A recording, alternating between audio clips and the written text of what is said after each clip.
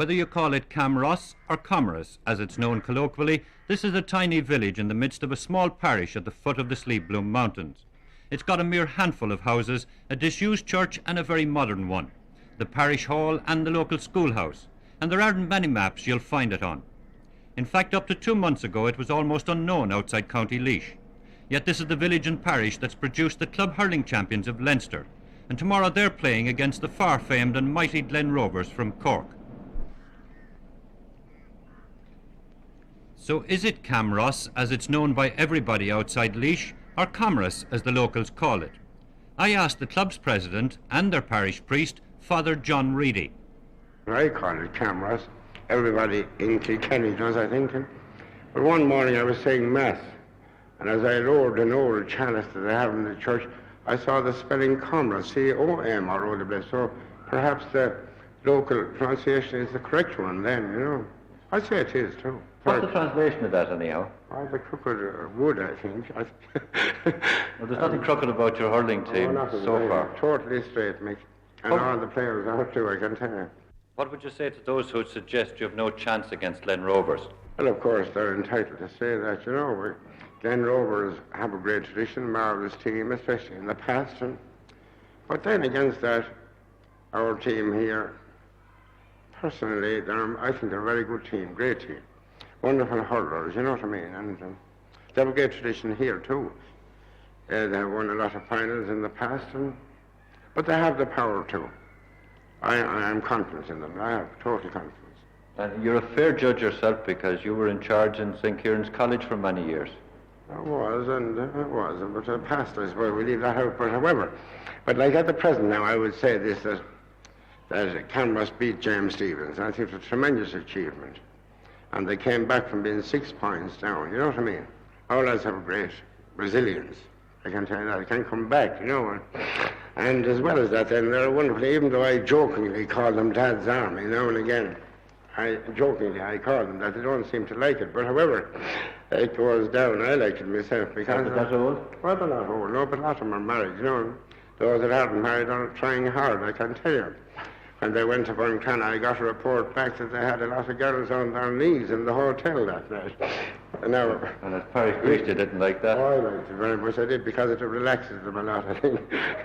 It relaxes them. And Father Dunphy turned a blind eye to the whole thing. I heard, too, as well. And I suppose there won't be many people left in the parish the day of the final. I'd say nobody, actually. Those who are ill, unfortunately. Have they a good following? I'd say the best I have seen in my life. Great following, tremendous. Now, lads, you know, this is the final night, the last training session before this big game. It's new for Camross to be in an All-Ireland final, but it's nothing new for you to be in big matches, finals, no problem. So there's no need for you lads to be anyway excited about the game. Keep cool, the same as you did for the Leinster final. Every one of you were calm. From the early years of the GAA, the team was known as Upperwoods, and it was in 1914 that the present club started.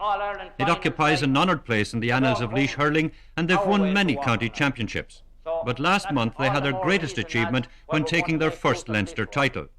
Now they face the biggest occasion in their history, as they've been reminded repeatedly in recent weeks by their trainer, Jimmy Lyons. Now, lads, you have trained the whole winter.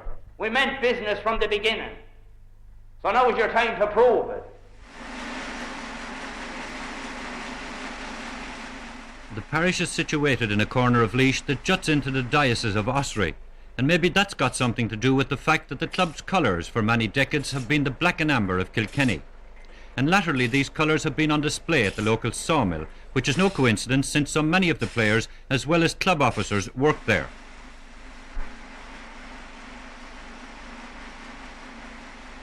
That sawmill's the nearest thing they've got to an industry in this tiny parish, and it plays a very significant part in the lives of a community that's surrounded by the heavily wooded slopes of the Sleebloom Mountains.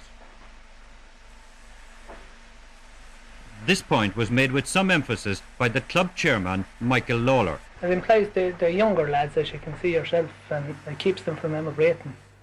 As it's about the only big employment we have in the area. And we even have fellows that did emigration that have come back. which means a lot without the sawmills that mightn't happen. Well, Michael, at what stage of the championship would you say you suddenly realise we have a chance of winning the All-Ireland Championship? I think once we got over St. Reinhards, they would have been our bogey team for the last few years, and I think once we got over them, we realised we had a great chance. Frank, generally how has the spirit been? You know, at one stage of the championship, obviously, you must have been living more in hope than in confidence of getting to the All-Ireland final. Yes, well, as we went through the championship, game after game, as we won, like the morale and spirit of the team rose, and confidence in each other, like and team as a whole, they did improve that way. But as we've been saying to other people recently, the fact that there are so many cousins and interrelations and all the rest on this, that must mean a lot for team spirit. I'd say it does. Like that has proven it here now. This club final, getting to the All-Ireland final with our club, has proven that, I think, that Laois as a whole team otherwise is not able to do it. Do you think the fact that the match is not in Croke Park might be a help, that there wouldn't be the same nerves? Most of our players have played at some stage in Thurles, and they will feel more at home. The parish is so small that the population's only about 900, and all the younger men folk wouldn't outnumber the total membership of a big city club like Glen Rovers. So getting to the All-Ireland final has had an enormous effect on such a small community, as Vice President Father Lard Dunphy explains. Rural communities, I think, they are united in a very special way, and I suppose this is a greater help to unite them. You know, there's a bond there that they'll get behind the hurling team and be there when they're hurling and shouting them on. So. Still, Father, it's only clubs from the big cities and the big towns that have won this championship. We are not really upset over this, as we feel that we have 15 men going out in the field to play this match, and 15 men who are capable. We have hurled teams from Kilkenny to Tipperary in tournament. We of course have won championship matches over the past 12 years, but we have had some very good tournament games against teams in Tipperary and Kilkenny over the past number of years too. And this is what I build our hope of success on. They've got none of the facilities possessed by Glen Rovers, and they even have to rent a playing field. And there are 8 cuddies in the panel altogether, so we wondered if their mothers worried about injuries. Listen to Sarah and Mary Ellen Cuddy. Yes, I do hope they won't. They have great interest in the hurling, you know. The first thing I asked to know at who was hurted. That's the first thing I know. And not even I don't know who was winning or anything. As long as there's nobody hurted, I don't care. One player's regularly travelled home from Galway. He's Ollie Cuddy, the left half back, and I asked him if they were concerned about the dominance the teams from the big towns have had in the championship. Yeah, well, I suppose some small club has to get in first, and we intend to be that club. How important to your morale was that victory over James Stephens? Oh, very important. It's a great thing to beat the All-Ireland champions, the reigning All-Ireland champions. What would it mean, do you think, to the people of such a small parish if you were to win it? Oh, it would be a tremendous achievement, and I'm sure all the people of the parish will be very proud of all the hurlers. It's almost a family team. There are 8 cuddies, 5 from Killinure and their cousins from Mockduff. The Carrolls and the Keenans are cousins of the Killinure branch. Paddy Dowling's related to both sets of cuddies, and his wife is the former Sheila Keenan. And Jimmy Lyons, the trainer, is a cousin of the Auchduff cuddies. What's more, on Monday, less than 24 hours after the final, Michael Carroll, the left-half forward, will marry Marie Ashe, whose father is the club's secretary.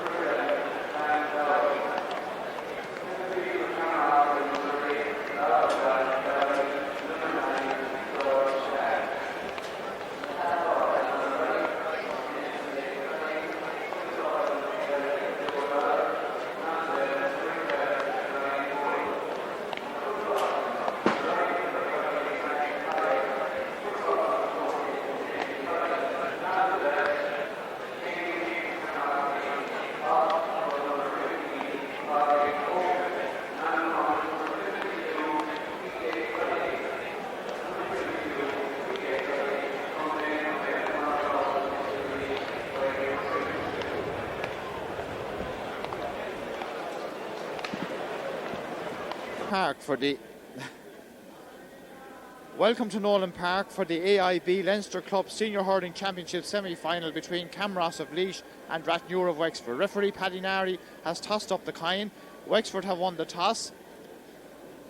And there's a strong a diagonal breeze blowing from the right to the left-hand side. Will be favouring the team playing from right to left in the first half. Joe Dornan with the captain of the Laois team. This Laois colours and in Wexford inter-county colours, because both clubs play in black and amber, so they're playing with their county colours today. Wexford Rathnure left a position vacant at midfield. It's been filled by Larkin Gaffney wearing number 20, while Camross have sprung PJ Cuddy, who wasn't on the programme in any shape or form. He's wearing number 22, and we'll wait and see where he starts this game. So, semi-final stage of the Leinster Club Championship. Camross and Rathnure, champions of their respective counties. Bright day in Nolan Park. Good sized crowd here as well. Ray Cuddy left half forward. Brian Moore top of the left. Paddy Nari from Kilkenny the referee. Larkin Gaffney is number 20 for Rathnure. Jimmy Houlihan is his midfield partner, and he gets the first shot of the game. Number 6 is Tommy Delaney from Camross. Pulls one-handed and gets the ball away. This is Michael O'Leary for Rathnure. Down this side of the field it goes. Paul Codd. Paul Codd is chased by Jack Cuddy.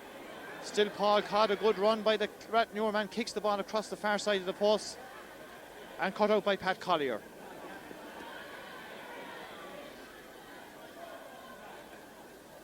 Camross coming on the attack. George Dan. Referee blows. He's going to throw the ball in. George Dan, Larkin Gaffney, the two men standing there at the moment. Dan moves away to be replaced by Oliver Dowling, number 8. Larkin Gaffney wins the pull.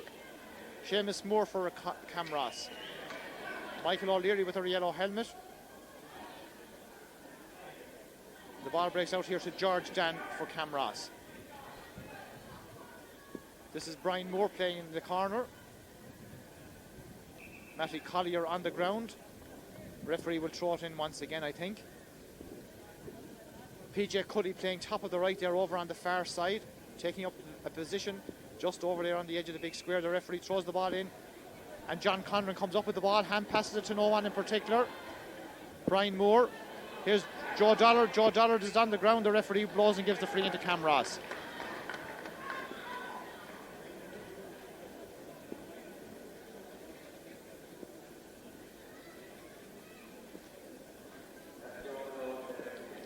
So Joe Dollard himself to take this free. First free of the game for Camross. Joe Dollard with the free, sends it over the bar. First point of the game. Joe Dollard, Camross. Tim Lowry is the goal man for Camross. Camross with the breeze behind him, strengthening up all the time. The ball breaks inside. A shot by Damien Cullerton. The ball has gone over the bar. Matty Collier it was, in fact, who got that ball. Yes, Matty Collier with the blue helmet there. He put the ball over the bar. Camross go ahead. Inside Jack Cuddy. Well hooked once again by Cuddy. Cuddy strikes the ball off of the Wexford man. It's gone out over the end line, and once again it's gone wide.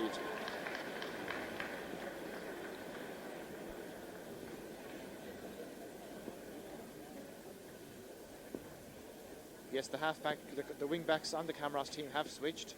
Seamus Moore on the left side and Fran Downing over on the right. Tom Lowry pucks out to the far side. PJ Cuddy, number 22. Dave Guiney was there. This is Michael O'Leary. His shot is well blocked down. And blocked down the second time, PJ Cuddy to Joe Dollard, but O'Leary nips in. Sends the Rathnure men on the attack. Pat Collier breaks it down. Ball is cleared up. Number 8 is Oliver Dowling. PJ Cuddy. Joe Dollard. Joe Dollard's low shot goes into Ted Morrissey. Morrissey comes out. Makes a good clearance. Austin Codd. Seamus Moore is number 5. It breaks back to Tommy Delaney, number 6. George Dan. Michael O'Leary for Athnure. Nicely blocked away by Brian Moore, number 12. Number 13 is Matty Collier. Shot going into the left, it's gone wide up. Damien Cullerton flying there to try and stop that ball, but it went wide. 2 points to Camross, 1 point to Athnure. 8.5 minutes gone in the first half. So Jimmy Houlihan with the sideline ball for Athnure. Great cut. Going all the way in. The goalkeeper watches it, grabs it well. Jack Cuddy is available. Clears it up the field. Number 10 is Ray Cuddy. Linesman has the flag up. Sideline ball to Athnure, is it? Yes. Number 5, Joe Mooney to take it.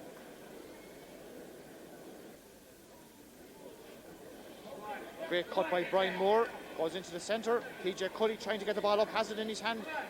Inside it goes. George Dan kicks it and it's a goal. A goal by number 9, George Dan.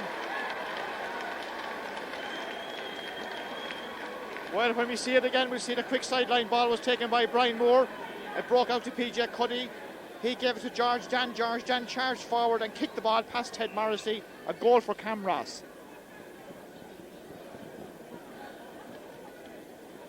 One, 2 to 2 points. Jimmy Houlihan with this free. Strikes it well, dropping 30 metres out. Tommy Delaney was there. John Flood. Matthew Byrne, the ball breaks inside.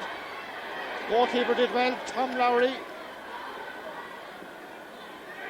Jack Cuddy leaves it out to Tommy Delaney. He's on the ground. The referee gives the free to Camross.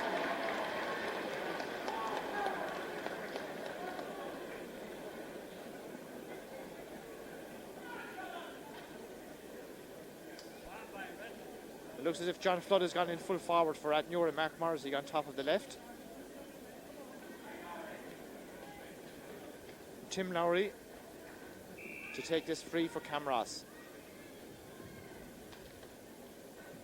Shortish enough one. Cut out for the Athnure men. Larkin Gaffney, a full first time by Martin Byrne, goes away to the right and wide.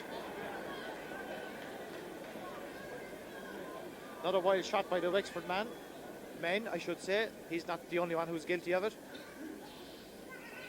1-2 to 2 points. Camross ahead. 18.5 minutes gone in the first half. Tim Lowry to puck out for Camross.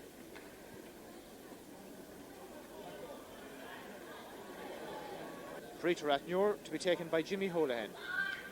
Low ball. Austin Codd getting out ahead of Seamus Moore. Low ball inside to John Flood. John Codd, I should say. Tim Lowry comes out. Here's the ball to this side of the field. Ray Cuddy, nice sidestep. Makes room for himself, sends the ball across to the far side. PJ Cuddy on the end of that one. PJ Cuddy, Cuddy looks up and sends the ball over the bar.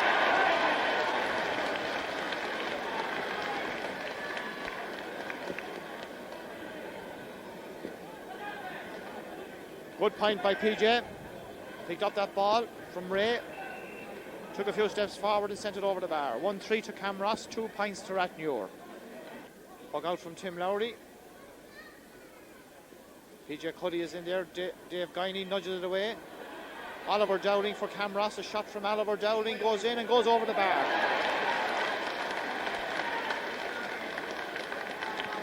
Good point by the number 8. From just outside the 65-metre line, he put the ball between the posts and over the bar. Camross player down injured. Tim Lowry pucks it out. The referee blows the half-time whistle. And after quite an entertaining first half in this AIB Leinster Senior Club Hurling Championship semi-final match, the score at half-time is Camross 1 goal and 4 points, Athnure 5 points.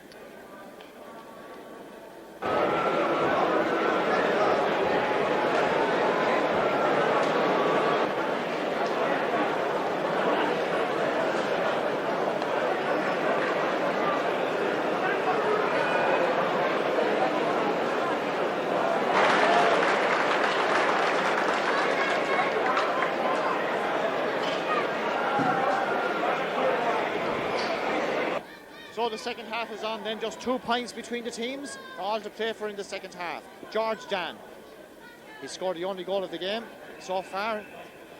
He's been wrestled to the ground. Camross win the free.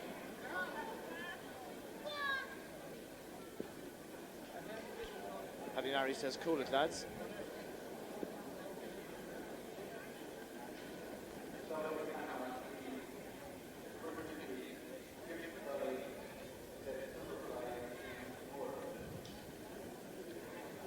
So Seamus Moore gone off the Camross team to be replaced by Damien Cuddy, number 20. That change made at half time.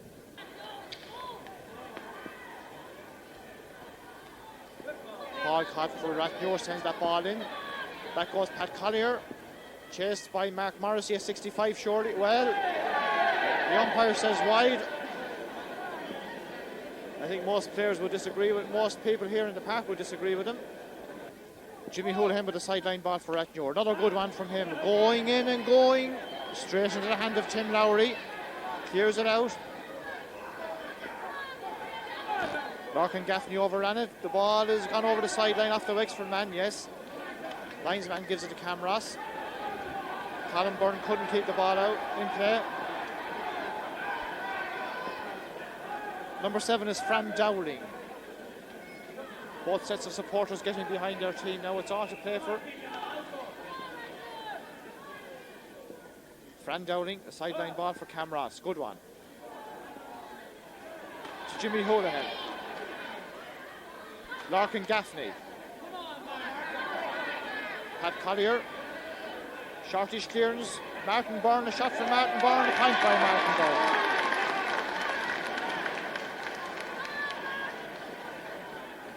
His first score of the game, but what an important point. Just a point between the teams. 1-4 to Camross. 6 points to Rathmore. Tim Lowry pucking out.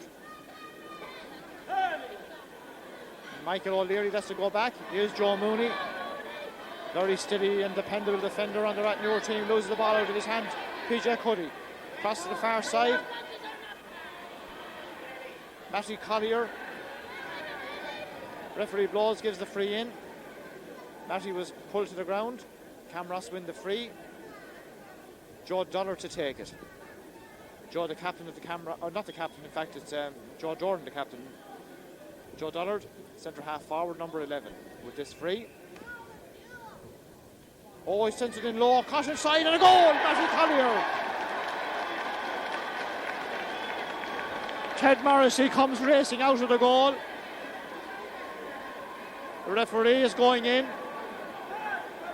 Well, that low free from Joe Dollard went in. It was grabbed by Matty Collier, and the ball ended up in the back of the net. And the players are arguing over where Matty Collier was standing. Matty says, I was there. Ted Morrissey says you were in near. Now the referee and the umpires have to decide.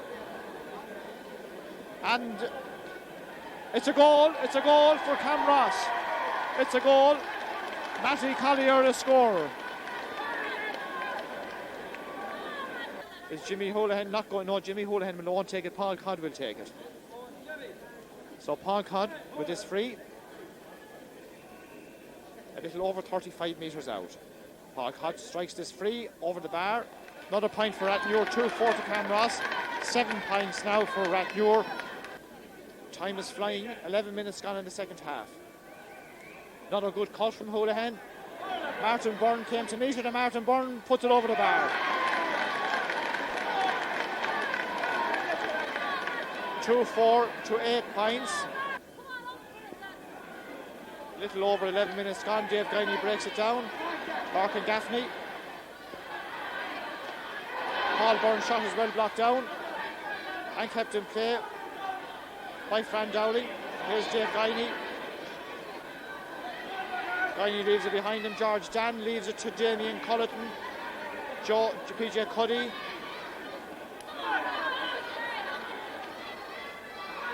Damien Cuddy trying to get that ball up. Ball breaks inside to Mark Morrissey. They're all pulling. Referee blows. He's giving the free to Camross.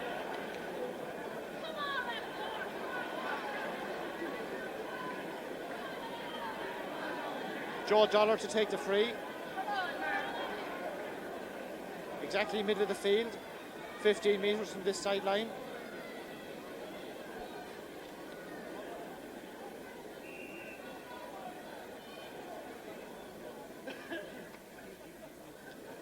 Joe Dollar's free drops on the edge of the square. They're inside once again. Oliver Dowling running in as Ted Morrissey comes out. The ball has gone wide. Tim Lowry steadying down the play. Sub coming in for Camross, it will appear. George Dan. No, I thought George Dan was going off. He's not. Barry Keenan is in. And Brian Moore is off.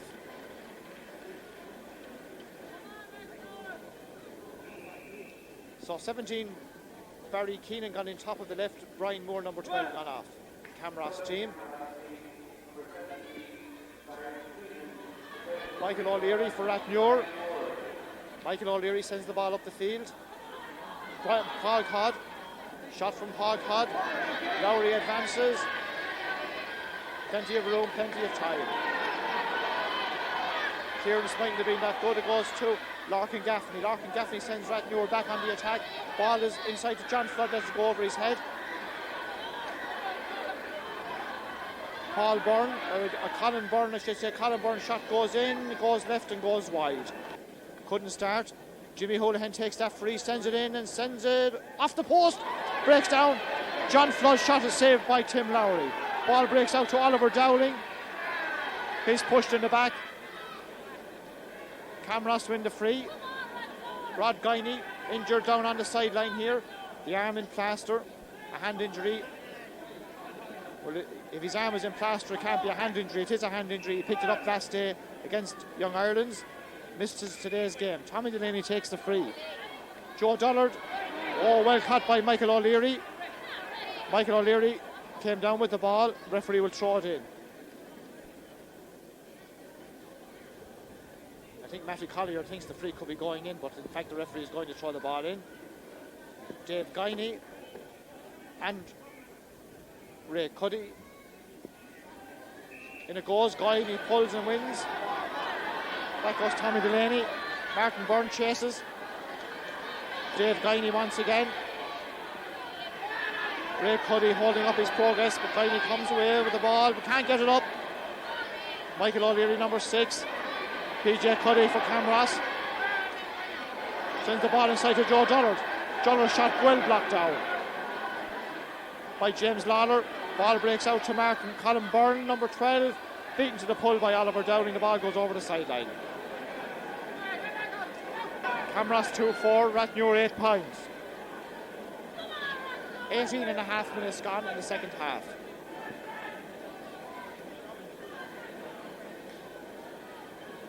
Tim Lowry pucking out.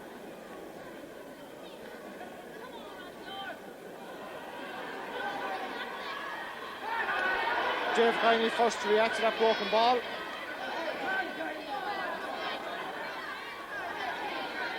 Austin Codd loses that ball.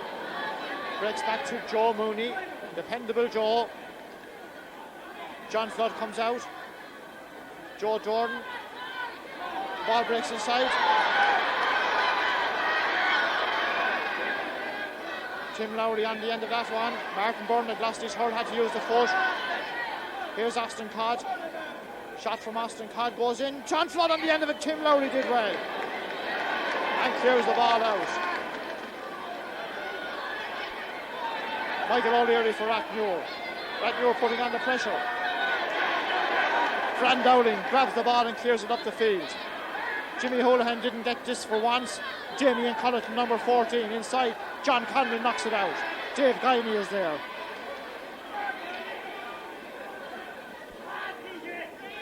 Joe Dollard. Joe Dollard gets the ball. Joe Dollard sends it in and sends it to the left and wide. 10 minutes left. Camross 2-4, Rathmuir 8 points. 2 points between the teams. Ted Morrissey pucks out. Austin Codd, the sun is difficult there to judge the dropping ball. Ball breaks over here to Larkin Gaffney. Gaffney, oh, he hesitated and he lost. Oliver Dowling.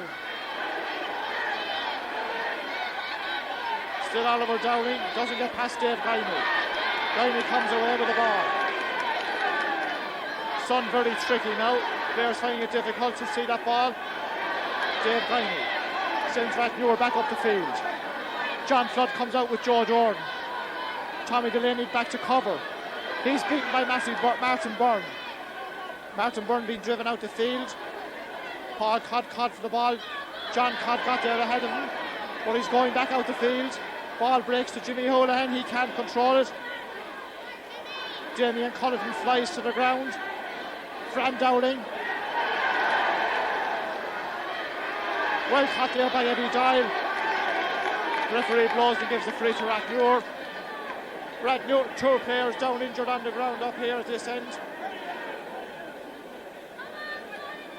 I think there's a clash there between 2 players. 2 of them ended up on the ground. Mentors in off the sideline. The referee now would want to take control at this stage.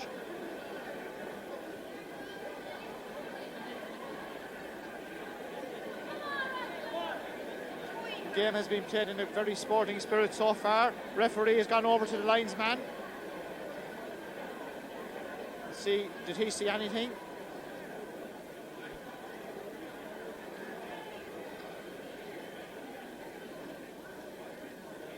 Referee telling players just to cool it down.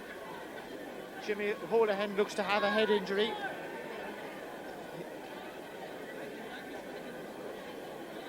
Damien Culliton was the Camross player. He's back on his feet.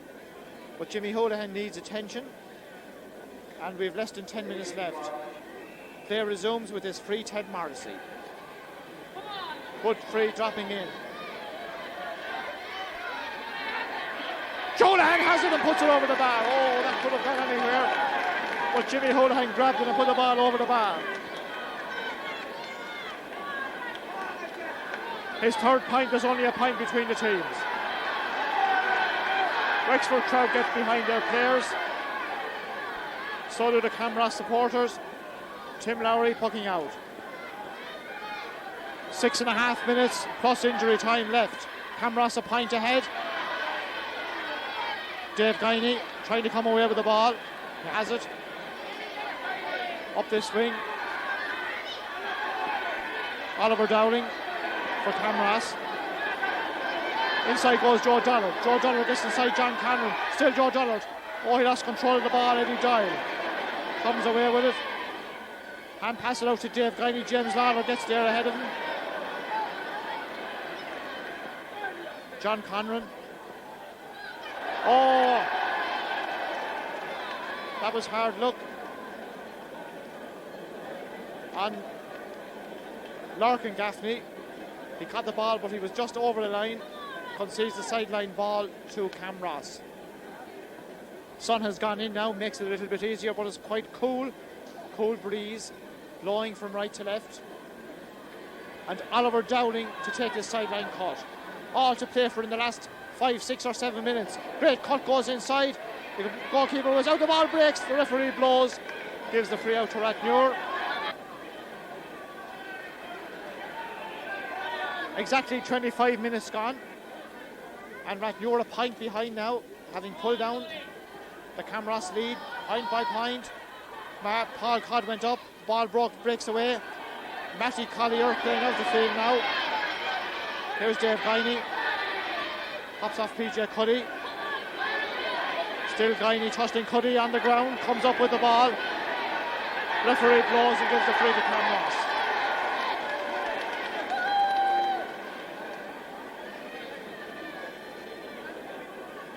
Well, Matty Collier is still playing full forward, I think, but he's way out the field. He's running back in now. Joe Dollard has come out to take this free. Just outside the 65-metre line.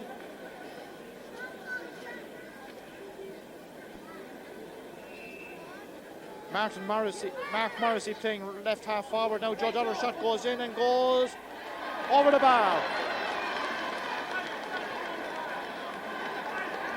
That's Joe Dollar's 2nd point. It gives Camross a 2-point advantage as Rathnewer bring on a sub. 2-5 to 9 points. Camross holding on, but only holding on. Tim Lowry taking his time. Whiteford crowd don't like it. Referee wants him to come on. Over 2 minutes plus injury time. Camross hanging on to a 2-point lead. Michael O'Leary.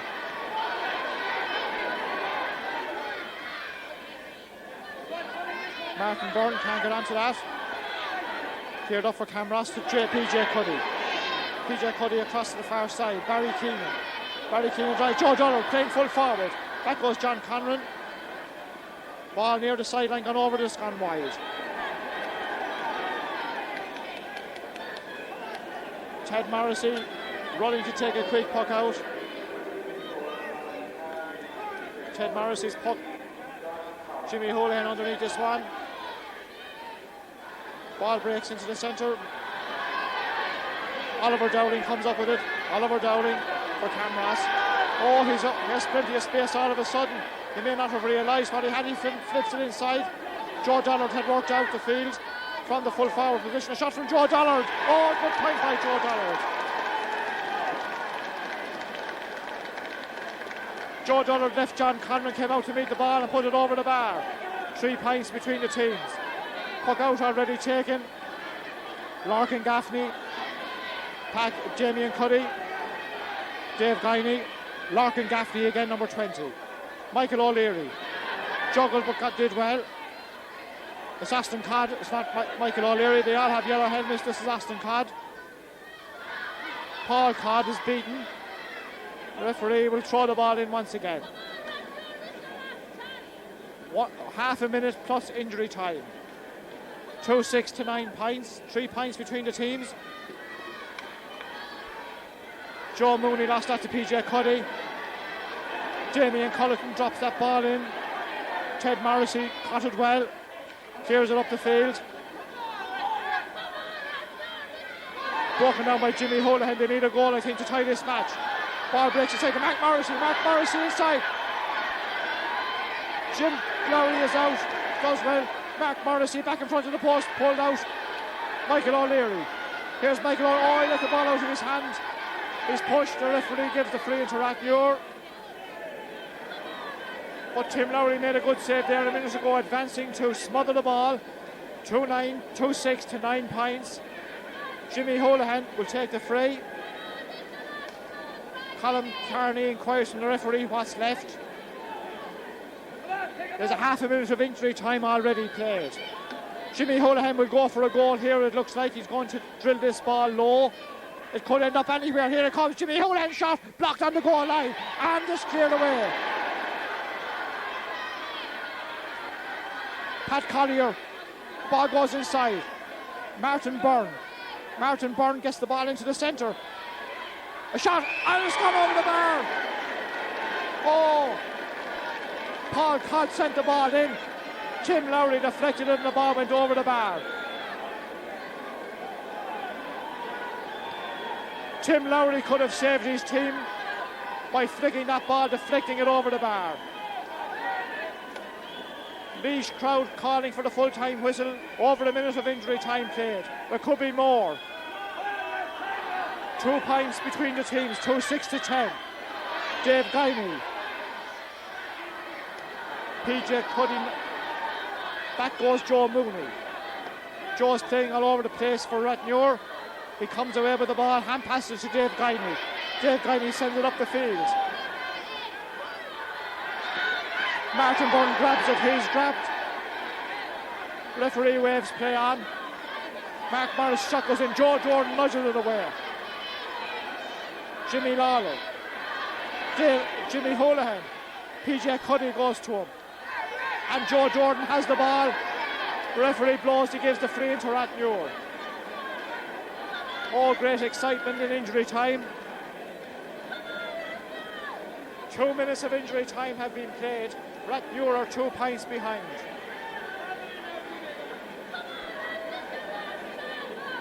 Paul Codd will take the free. He'll probably have to drop it short.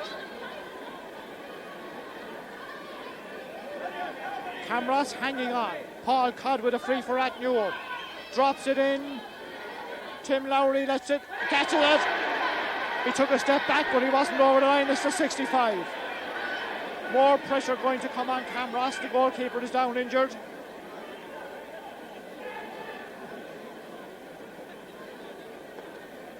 The Rathnure players want the ball, I think, more than anything else.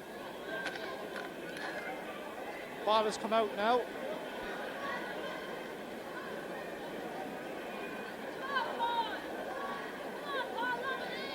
Referee staying inside. 65 will be taken by Paul Codd. He's going to have to drop it short once again.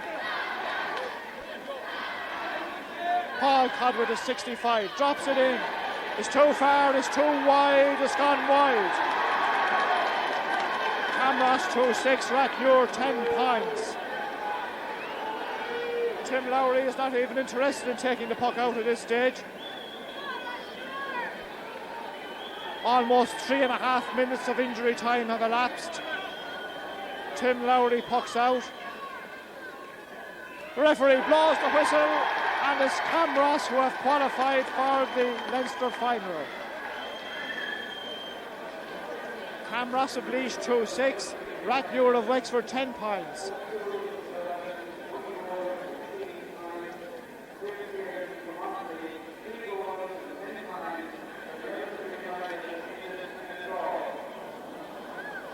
And we've just heard the other semi-final has ended in a draw, but Camross won't mind.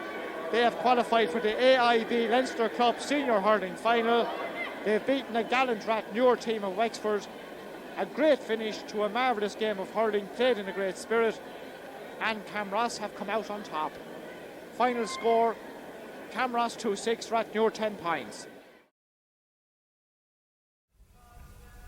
Hello and welcome to Sunday Sport. We're coming to you here from Nolan Park in Kilkenny for the Leinster AIB Senior Hurling Final between the Dublin champions O'Toole's, the winners of 6 club titles in Dublin, and Camross, the Laois champions, the holder of 22 titles. And an intriguing game in store. Of course, it was postponed from last Sunday due to the horrific weather conditions and waterlogged pitch at Dr. Cullen Park. But a huge crowd are in here to a sunny Kilkenny, and everybody hoping that the game will prove to be one of the great Leinster finals of modern times. O'Toole's had a great run in the Leinster Championships when they convincingly beat Nairbree, the Carlow champions, but it took 2 games against the Offaly champion St. Kieran's, and in the opening game they led 11 points at one stage, but were caught with a late Johnny Dooley point to force a replay. But the drawn game proved to be a different game. It was close and exciting, and O'Toole's led 5 points at half-7 and came out to win that game and make it through to the final by 3 points. Camross winning the 22nd Laois Senior Hurling title. They beat Castletown, the champions, in the final. Then they went on to beat Loughlin Gales, the Westmeath champions, very convincingly in the club championship,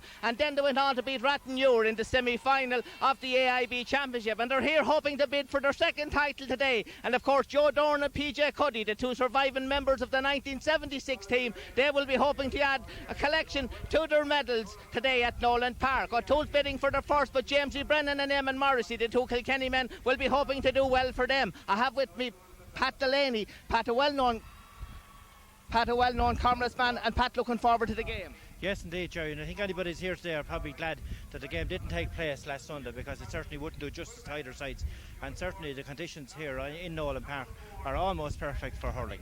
Absolutely, and I think their experience and the fact that it's in Nolan Park, it's a little bit ironic, and I did an interview with them earlier for TV and they said it was great to be in Nolan Park, but this is a very young team. They tell me 7 under-21s, so there's great hope for Dublin hurling, and I think the game of hurling and Dublin needs it. Of course, the Laois team, Marty, 22 senior titles behind them, a Leinster club title back in 1976. PJ Cuddy and Joe Dollard, 20 years on, still lining out today. A great occasion for both players. Great occasion, and I think that the club championships have taken on a whole new status, and to see Camross here, one of the great hurling clubs in the country, here in a Leinster club final, and see players, as you mentioned, like Joe Dollard, it's a great occasion for them as well. The Camross team for today's final, their goalkeepers Tim Lowry, their full back lines Jim Scully, Joe Dorn, of course, won a medal in 1976. Jack Cuddy is their cornerback, half back line Francis Dowland, Thomas Delaney, Seamus Moore, centre of the field Oliver Dowland and George Dean. The half forward line is Ray Cuddy, Joe Dollard and PJ Cuddy. Full forward line is Damien Culleton, and a free into O'Toole's Damien Cullity, Matty Collery and Pádraig Hogan is the Camross line out, and an early free for O'Toole's, and no less than Jamesy Shiner Brennan will be the man to take the opening free for the Dublin champions O'Toole's. The game only seconds old here in Nolan Park in Kilkenny, a most awaited eagerly contest between the champions of Dublin and the champions of Laois, as Jamesy Brennan, the wide stance, bends, lifts and strikes the opening score for the Dublin champions O'Toole's. They're playing with the strong breeze blowing from left to right here in Nolan Park in Kilkenny, so the game only gone about 40 seconds old here in Nolan Park. The opening score for the Dublin champions O'Toole's, and Dickie Murphy out in middle of the field as the rain begins to pelt down here in Kilkenny. The line ball will be taken down here, middle of the field. Oliver Dowling will take the line ball for Camross, the Laois champions. He's placing this one with great care just down under us. The beautiful new commentary boxes in the new stand of Nolan Park, Kilkenny. A beautiful one into Joe Dollard. Great experienced player, Joe Dollard. A great bit of style by Joe. He turns, strikes it high, and a lovely score. That's a wonderful score from Laois man Joe Dollard. And the crowd acknowledge that great score. He sidestepped two Dublin players. He flung it from 35 metres out over the crossbar. A great score for the Laois champions, Camross, and for Joe Dollard. A line ball for the Camross men on the far side of the field. The score, 1 point apiece, one for Camross, one for O'Toole's. The game just gone over 6 minutes, and it's a line ball, and the man going to take it is George Dean. Dean, the midfielder for Camross, will take the line ball away on the far side. A very tall, a very experienced player also. George cuts it in low towards his partner midfielder Oliver Dowling.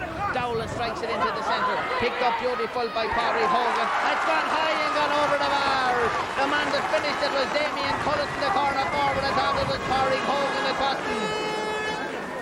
It wasn't Pádraig, it was Damien Culleton, the corner forward, and Damien striking it over, and the Laois champions take the lead. But remember, O'Toole's are playing with a very strong breeze here in the opening half, and we have little over 9 minutes gone in the opening 30 minutes as Tim Lowry prepares to puck out for Camross of Laois.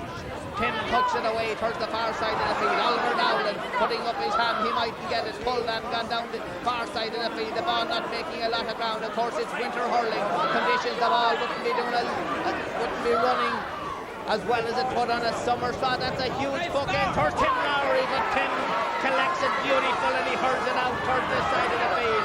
Beautiful bit of hurling down towards PJ Cuddy. Going back in, but Camross will defend well. The man going to get it is Jack Cuddy. Jack with the ball, sends it down to George Dean, and Dean's away on a solo run. Now he strikes it into the centre. This would be a good chance for Camross. Matty Collier, he gets the ball, it falls back. Matt might get another chance, falls away from him, and it's going to be cleared by David McLaughlin, but the referee has seen a push, and one of the Camross players is Dickie Murphy. He's telling David McLaughlin what the free is for, and this is a chance for Joe Dollard to stretch the Camross lead. 2 points to 1. Here in Nolan Park, Joe Dollard 35 metres out from the O'Toole's goals. He strikes it high, strikes it very accurate. It's gone over the bar. A great finish by Joe Dollard as Joe walks away. His second score, Camross's third point, 3 points to 1. And we're gone little over 10 minutes into the opening 20 minutes to go here in the first half of this 60-minute AIB Leinster Club hurling final. Remember, against O'Toole, against Nate Breed of Carlow, and against Sir Kieran of Offaly, O'Toole's got into a massive lead, but it's not happening today. That might be gone over. It's gone. It's saved by Tim Lowry. It looked to be going wide. It's taken down, and Jim Scully will clear it. It might be a great clearance. It's gone out. It was Joe Dorn, actually.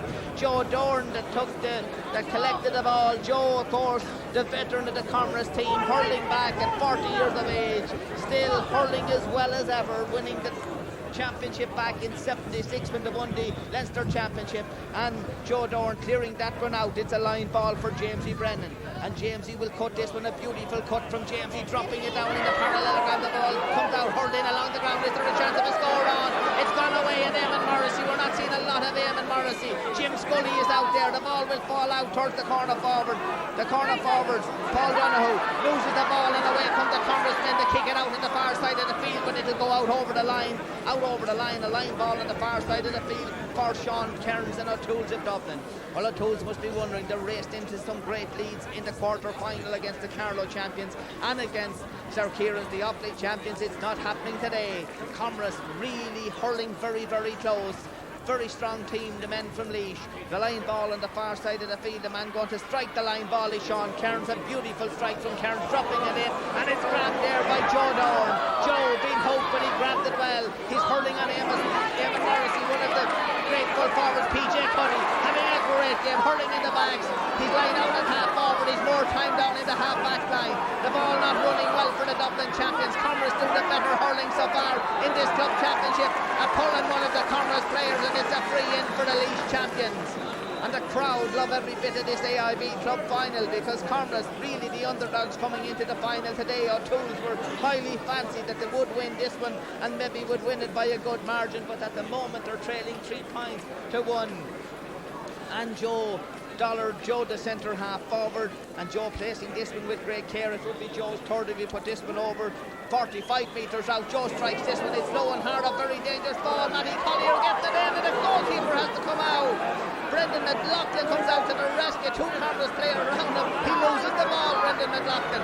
The man going back to pick it up is Liam Donoghue, and Donoghue hurls the ball across to the far side of the field, but Oliver Dowling all on his own. Dowling striking it in high, a very dangerous ball. Backs and forwards go up, gone out for a 65-metre puck for the Laois champions, and Joe Dollard, I'd say, will race out to take this one, or will he leave it to one of the midfielders or centre half back, Thomas Delaney? It might be Delaney might take this 65-metre free for the Laois men, the Camross champions of Laois. Yes, is it? No, it's going to be, yes, it's going to be centre half back Thomas Delaney. Thomas will take this 65, hurling into the breeze, and the sun briefly breaking through in Nolan Park, Kilkenny. The sun out now, the rain has disappeared. A centre half back Thomas Delaney prepares to take the 65. He bends, he lifts, and he strikes it high, dropping it on the 14-metre line. Backs and forwards going up for Matty Collier trying to get it for Camross. The ball taken away by Liam Donoghue. He's having a good opening 10 minutes for O'Toole's of Dublin. He hurls it away down on the far side of the field. The man racing to get it is Keith Horgan for O'Toole's of Dublin, dropping it in towards the centre, and the man going to get it is Mick Dunn. Mick loses the ball, the Camross backs hurling very close, falls towards Morrissey. He won't get it as Jack Cuddy pulls hard, hurls it out, gone out towards mid of the field to Sean Cairns. A marvellous game against the Offaly champions, not hurling well yet for O'Toole's, but the Dublin spectators will be hoping that he can. When the man picking up the ball is Joe Dollard, a lovely hurler. Joe Dollard racing, sends it across towards full forward. Matty Collier strikes it high to the right and wide from Matty Collier. He should have been over. He was in a scoreable position when he got that ball. It curled to the right and curled wide, and the score still remains here in Nolan Park, Kilkenny, after 14 minutes of play. Camross, the league champions, leading 3 points to O'Toole's 1, and Camross, remember, are playing into the strongest breeze in the opening half.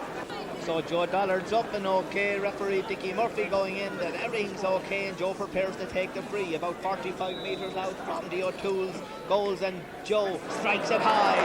A great finish by Joe Dollard, the centre half forward, and the Laois crowd, and particularly the Camross crowd, like that. It's gone over to make it 4 points to 2. It's a very, very close game. Scores hard to come by, but remember, it's not on a sunny June day that we're here in Nolan Park. It's in the middle of winter we're here this, and a pity, of course, that these great club games have to be played so late in the year, but that's the way it has to be.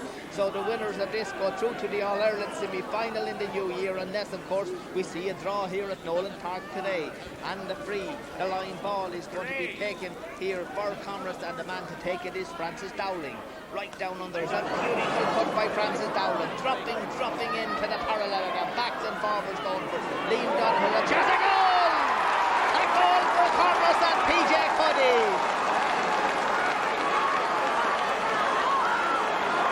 A great score. Camross lead 1 goal and 4 points to O'Toole, 2 points, and can anyone believe it? A great score from Cuddy. He drove it into the corner of the net. Back from O'Toole's with a goal in the Dublin champions before half-time. Centre half forward Michael Healy, but he's getting very little room from the Camross backs. There's referee Dickie Murphy right up at the play. He'll be calling one of the Camross players aside. A hard pulling going on. He's calling one of the Camross players. I'm just wondering who it is. Is it Jim Scully? Could it be Jim? Looks like Jim from here. The corner back, I see Joe Dorn, the full back's gone back in, but this is a free, and the free is It's not his centre half back Thomas Delaney being spoken to by referee Dickie Murphy, and Jamesy Brennan will take the free. The score 1-4 to 2 points. Jamesy prepares to take the free from the 21-metre line, strikes it high, strikes it all the way over the bar. 1 goal and 4 to 3 points in favour of Camross, the Laois champions. And the Laois people will surely be happy when they hear this result at the moment. 1 goal and 4 to 3 points. The Dublin champions that were so impressive all along in the Leinster Club Championship today, getting it hard to find their feet against a Camross team that's strong, tough and physically fit here today. Joe Dollar, the centre half forward, preparing to take the line ball on the far side of Nolan Park. Kilkenny and Joe will strike this one. Their scorer-in-chief, a beautiful ball hurled in towards Matty Collier. Matty might pick it up, he does. A great hurler, Matty. He's turning, he's striking it across. Damien Hernan gets it out towards Sean Kearns. Kearns mightn't get it, it's hurled back in. He gets a second chance, it'll fall away. Hard hurling, hard pulling in there the ball, but there's a lot of black and amber jerseys round. Falling out towards Joe Dollard, sends it back to Matty Collier on his own, getting it hard to control it. Picks it up, slips on the slippery ground. Hand passes it right back across for Joe Dollar. The ball somehow is kicked out by O'Toole's of Dublin, but not PJ Cuddy. A great run from PJ Cuddy, striking it high, and it's gone over the bar. A great score from PJ Cuddy. One of the finest hurlers the game has ever produced. From a Laois point of view and from Camross, a great hurler, a great man to make scores, make room for himself, and that was a great finish from PJ Cuddy as he struck that one over the bar. I said PJ's more familiar around hurling around full forward, that's where he's gone in. He is number 12 on his back, but Camross are hurling like real Laois champions at the moment. The ball on the far side of the field taken up beautiful by PJ Cuddy. On the far side, hurled well out there by Aidan Mulligan, the captain. The captain sends it down towards Eamon Morrissey. Morrissey picks the ball beautiful under a lot of pressure. Tries to get the ball, but there's a lot of Camross players around him. Seamus Moore's there. A lot of hard pulling as the Camross player goes to the ground. Two players in there. Eamon Morrissey's in there, but he's getting very, very little change from fullback Joe Dorn today. He has scored a couple of points, but Joe Dorn's everywhere Eamon Morrissey moves. And at least a 10 years age gap between the two players, and in height you can just look at them there. Joe a small man and Eamon Morrissey a big man, but it doesn't really mean a lot as Thomas Delaney will take the line or the free for Camross on the far side of the field, but David McLaughlin will get it for O'Toole's. He gets a knock as he comes out with that one. Very, very close to half time here in Nolan Park in Kilkenny, and Camross are still leading 1-5 to 4 points. We're gone 30 minutes. Exactly 30 minutes into the opening 30. There will be a little bit of added on time, maybe a minute or so. Dickie Murphy, it'll be up to the discretion of Dickie to play on a minute or two. The ball towards Eamon Morrissey, getting a lot of ball out there, sends it back towards the half forward. The half forward's Mick Dunn, but Mick getting very little room, and Joe Dorn grabbing the ball. It's half time in Nolan Park, Kilkenny. Camross, the Laois champions, are leading at half time. 1 goal and 5 points. O'Toole's of Dublin 4 points, and entertaining a tough, hard-fought first half. Hard hurling, exciting stuff from the two clubs. Conditions may be more favourable to the Camross men. They're adopting better to the heavy sod here of Nolan Park in Kilkenny, and they will be very happy. And of course, former Laois and Camross star Frank Keenan will be very happy at half time, leaving Nolan Park Kilkenny as his team lead 1 goal and 5. That's 8 points to 4 points here from Nolan Park in Kilkenny.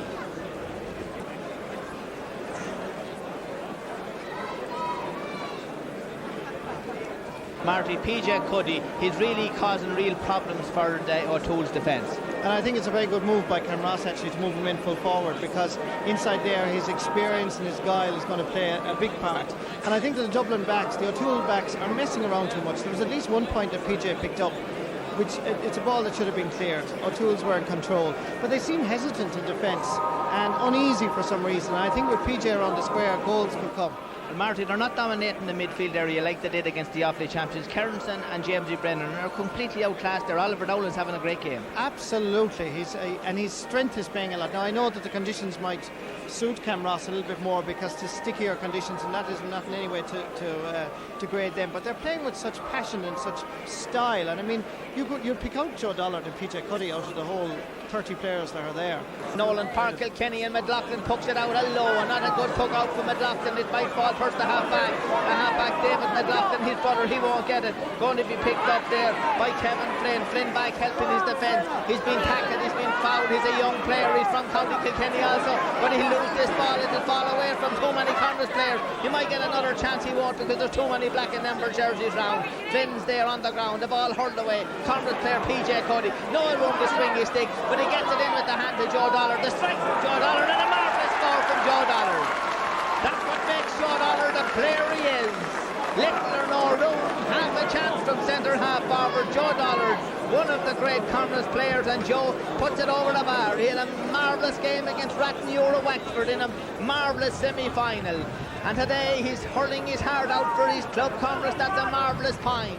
The ball drops down and the man going to get it is Thomas Delaney. Delaney for Camross on the far side of the field. The ball going to be taken by Sean Cairns, not as dominant as against the Offaly champions, to Jamesy Brennan. Jamesy strikes it across on this side of the field towards half back David McLaughlin. McLaughlin strikes it in, but there's too many Camross players, but it's gone out on the flip side by Jim Scully. Scully hurls it out very, very near the line, kept in play, still kept in play. Beautiful hurling by O'Toole's, but it's gone out. It'll be a line ball, or will the linesman decide? I thought it might be an O'Toole's ball. The linesman, yes, I think the decision's quite correct from where we were looking at it here. It went off a Camross player, and Jamesy Brennan decides to take the line ball. He has missed a few vital chances for the O'Toole's men today, and Jamesy down under is hurling in his native Kilkenny here today in this cup final. A beautiful shot from Brennan, strikes it in, a chance. Eamon Morrissey in front of the goals. It's a penalty. Eamon Morrissey, one Kilkenny man to the other. Jamesy Brennan got it in to full forward. Eamon Morrissey, the former St Martin's, Leinster and All-Ireland medal winner, is back in 1986. He gets a penalty for O'Toole's of Dublin, but I can tell you it's not an easy day to take a penalty at this time of the year. The ground is so soggy and heavy and wet. But Eamon Morrissey, and a lot could depend. This is a very, very vital shot for Eamon Morrissey and for O'Toole's of Dublin. 6 minutes into the second half, Dickie Murphy moving over, telling the backs and forwards to move back beyond the 21-metre line. Tim Lowry, Joe Dorn and Jim Scully are the three men to keep out the shot from Morrissey. He strikes it and it's saved by the goalkeeper, but it's gone, it's out, cleared out. I thought it might have been in, it's a free out. Tim Lowry, the goalkeeper, got his stick to it somehow. The shot mightn't be very hard, but somehow Lowry got down, got it out. The rebound went back in. Joe Dorn was there as well. The goalkeeper, it could be the save that would decide this club final. Michael Healy's gone off the O'Toole's team. He's replaced by Declan Morrissey. Morris wearing number 22. Back with play, and Camross are in the attack on this far side of the field. The old stand side. O'Toole's hurling maybe something better than in the opening half. The ball falls down, but it's taken beautiful by the half-back. And the half-back, Francis Dowling, and that's a wonderful point from Francis Dowling. 1 goal and 8 to 5 points. Dickie Murphy, the referee from the referees club in County Wexford, taking charge of this AIB Leinster Club hurling final as Joe Dollar prepares to take the free. A great cut from Joe Dollar and a magnificent score from the centre half forward. He'll surely be the toast of Camross tonight if they can bring back this Leinster title there. The club with 22 senior hurling titles to their credit. Joe Dollar out there striking that one over. 1 goal and 9 to 5 points. We're into the last 13 minutes of this Leinster Club hurling final. It's all the men from Laois. Unless a miracle happens, there's no way back for O'Toole's, the Dublin champions. Oliver Dowland striking it into the centre, going across, and the man going to get it is Damien Culleton, turning, striking high and striking it over. A marvellous score from corner forward Damien Culleton, and the crowd love every bit of it. The puck's on its way from McLaughlin, but there'll be no going fires round O'Toole's in Dublin tonight unless miracles happen in Nolan Park. But Camross are the real stars today. Joe Dollar with the ball, all on his own, striking it high and striking it over the bar. That's what has Joe Dollar, the player he is. A man apart today in Nolan Park in Kilkenny as O'Toole's make another substitute. 111 to 5 points here in the Leinster AIB final. The time 20 minutes 44 seconds gone, less than 10 minutes away from the full-time whistle. Brendan McLaughlin, he'll be wondering what's gone wrong with his men out the field. They're completely outclassed by a fantastic Camross side. The ball dropping down. They're looking for Morrissey, they'll be looking for Carrington Brennan, but Camross don't mind names like that. It'll fall down toward Mick Dunn. Mick loses the ball, gets it across to the far side of the field. The ball falling away, it'll fall out, it's going to drop out to the midfielder, and not is Ray Cuddy, the half forward, and Cuddy drops it down. Hard pulling as it falls back towards the half back, David McLaughlin. McLaughlin sends it up towards Keith Horgan. Horgan racing through, loses the ball, gets a bad hand pass, and look for Joe Dorn is the fullback. He's out around the 45-metre line, and Joe out tackling hard. The free is to O'Toole's, but it's about 30 metres out now from the Camross goals, and the man to take it is Jamesy Shiner Brennan, a man that a lot of pins on today, but Jamesy didn't shine like O'Toole would like it to be. The ball hurling low, it's gone into the back of the net. Jamesy Brennan took the shot, whether it went off, I think it went off of a Camross back, and somehow it got into the back of the net, but we may give the credit maybe to Jamesy Brennan. Sub in for Camross, the man is Barry Keenan. Barry's in the game for Camross. I didn't see who came off, but Barry Keenan's in wearing number 17 for Camross. The ball on this side of the field. O'Toole's need 2 goals to get them back into this game, but there's no sign of a goal coming yet. Ball hurled out towards Jamesy Brennan. Brennan on the ground, been well beaten by Oliver Dowling, getting very little change from the Camross man. To Joe Dollar, the star of the Camross team. Still Joe Dollar, sends it to PJ. Another great player, back towards Dollar. His shot been well blocked down. Towards PJ Cuddy, away he goes. Sends it across to Matty Collier. Can he finish with a score? Yes, it's over the bar from Matty Collier. Joe Dollar, PJ Cuddy, Matty Collier. They were all involved in that score. 1 goal and 12 to 1-5 as Jamesy Brennan being tackled. Jamesy not too happy with the foul. The last 2 minutes of this Leinster AIB Club final. Eamon Morrissey coming up to take the 21-metre free. Low, hard, strikes it in. Well saved and got out on this side of the field. Great save, got out for a 65. There's no way through the Camross defence. The marvellous defence of Thomas Delaney, Seamus Moore and Francis Dowling. Hurling like real champions back there in defence. Giving little, giving nothing away to the Dublin forward line, and the scoreline tells the story. Only 1 goal and 5 to have scored today. 1 goal and 12 for Camross Elite. A good score on a cold winter's day here in Nolan Park in Kilkenny as Jamesy Shiner takes maybe almost the last puck at again. A penalty for O'Toole's. What happened? And I didn't know. I thought a Camross player might have been getting out with the ball. Dickie Murphy very adamant that it's a penalty. The penalty is for the second penalty for the Dublin champions O'Toole's. Eamon Morrissey will have nightmares if he misses this one. He's not going to take it. His former Kilkenny star Jamesy Brennan is coming up to take this one, but it possibly is too little too late for O'Toole's if the score is. We're 30 minutes into the second half. It's not Jamesy Brennan. The man going to take is Neil Howard. Howard is going to take it. Cracks it in. It's gone into the back of the net from Neil Howard. A blistering shot. But too little, I'd say. Too late. 2 goals and 5. That's 11 points to 1 goal. There's 4 between them, but there's not time enough left for O'Toole's. They need a goal and a pint. On our watch, we're gone over 30 minutes is gone in Nolan Park in Kilkenny. Won 12 to 2-5. The puck out didn't come out yet. Tim Lowry's in no hurry whatsoever to puck it out, but Dickie Murphy will be taking all that into consideration as he waits for the puck out to be taken. Here it comes. Can it be the last puck out? Is Camross the Leinster AIB hurling champion? I'd say it is. It's all over. A marvellous day for Camross. 1 goal and 12 to 1 goal and 5. Can anyone believe it? A great day for Laois hurling, but in particular it's a marvellous day for Camross. I'm going to break a little bit from tradition now and ask the Camross man, who happens to be the secretary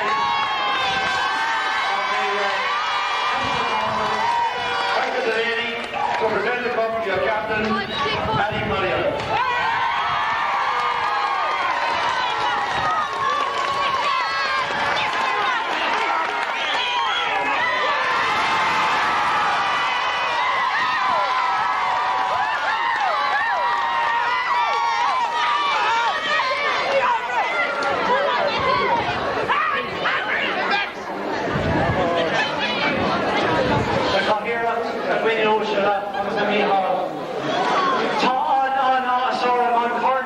Vaca, her son Fern Camross, and Fern about the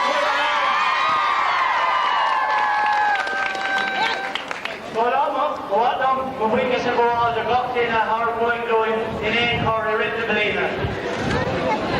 Mr. Chairman, Secretary, ladies and gentlemen, people of Camross.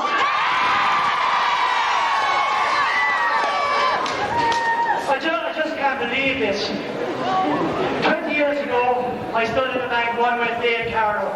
And for the first time in my life, I saw my father cry tears of joy. And it was then I realised for the first time what hurling means to the people of Camross. How much it is a part of what we are, who we are, and where we come from. And today will go down as one of the greatest days in my life and in your life. There's a lot of people I want to thank, and in case I forget anyone, I want to thank everybody who helped us in any way throughout the year. Most of all, I want to thank our supporters. You are magnificent. You are worth 10 points out there.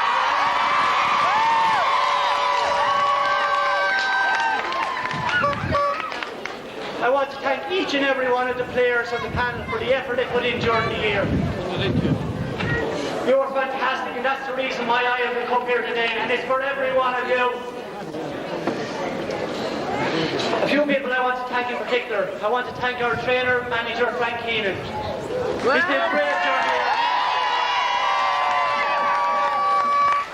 As I said, a lot of people gave him stick last year, but now he's trained the team to win a Leinster as well as the county title, and that's unbelievable. I also want to thank Sean Cuddy, Jim Delaney, Tommy Delaney and Paddy Dowling.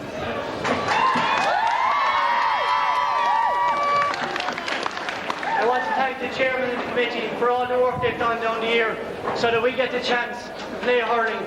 And the guys who wore the jerseys today, we're the lucky ones really. One of the nicest things about today for me was all the good wishes we got from other clubs throughout Laois and from people outside the club. And I want to thank them all very much, and I hope we carry the colours of Laois proudly in the All-Ireland series.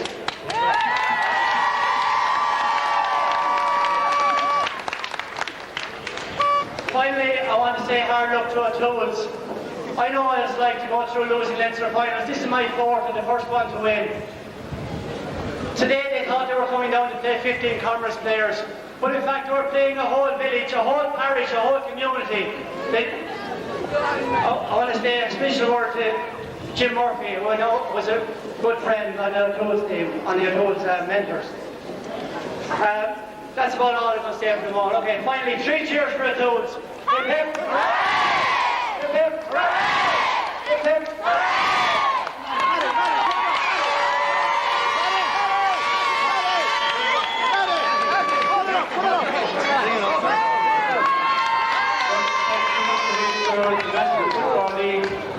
Kilkenny 2 goals and 5 points, Waterford 1 goal and 10.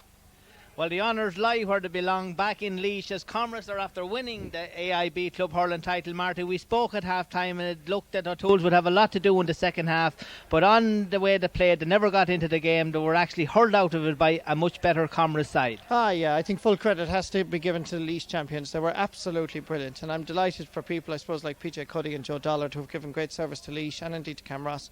They now have a Leinster Club medal, but I believe by all accounts that it's a great club. And certainly today I thought they were superb in every sector of the field. They were, I mean, even Tim Lowry saving the penalty right up to PJ Cuddy, and I thought Joe Dollar was magnificent at centre half forward.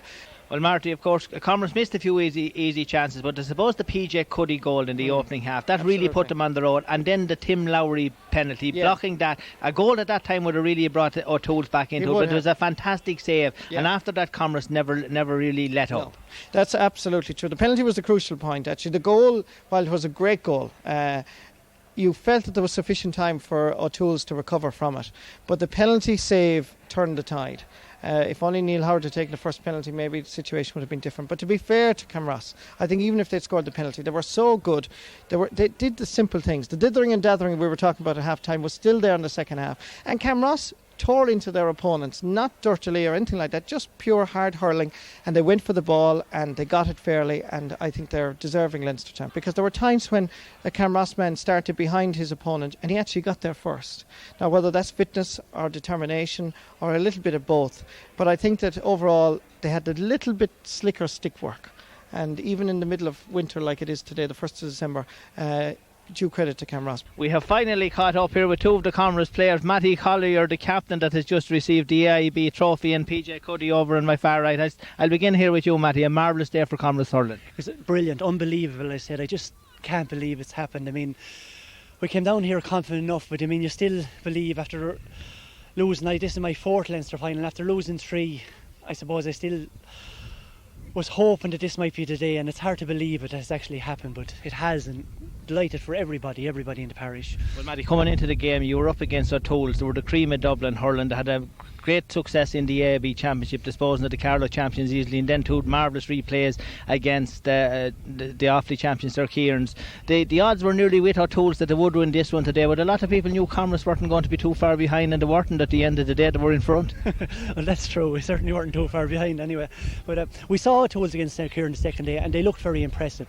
But yeah, like when we thought about it after, they got most of their scores from frees, and we knew if we concentrated on our own game, kept it simple, and tried to keep the fouling to a minimum, that we had as good a chance as anyone. And as it was, the team played with fantastic heart. I mean, there was 3 Commerce men for every ball all over the field, and the smallest lads in the team, lads like Ray Cuddy and Shamie Moore, were unbelievable. They were all over the place, and like halfway through the second half I knew we couldn't be beaten. Well, Matty, coming into the game, of course, you were after coming back. You lost the championship in Laois a couple of years ago. Back this year, a marvellous win, winning your 22nd county title. It's a great achievement for a club like Camross. It is a great achievement. Like, I mean, as it, we've won 22 titles now since 1959, and this is our 2nd Leinster, and it's a great achievement.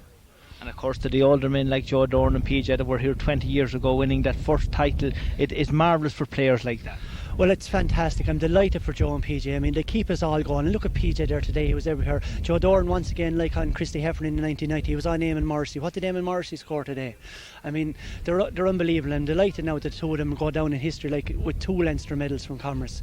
OK, Matty, congratulations, and I wish you the very best of luck in the All-Ireland Club semi-final. Thank you very much. Now, PJ Cuddy. PJ, you were here 20... I think the final, was it here it was played in 1976? No, it is Carlow. Carlow in 1976. 20 years on, did you think you were going to pick up another Leinster club medal? No, but it's a long time waiting for it, and it's worth every minute of it now, like, you know. PJ, you had your disappointment over, you were beaten in a few semi-finals and finals, but this probably makes up for them all. Yeah, we were beaten in, I think, I'm after losing 3 finals, like, and we said to the lads last night, this time we got to put that straight, like, you know, this is going to be the 4th one, no way we're going to lose 4 Leinster finals, and it's up to the lads, played well on the day, and it's all down on the day's performance.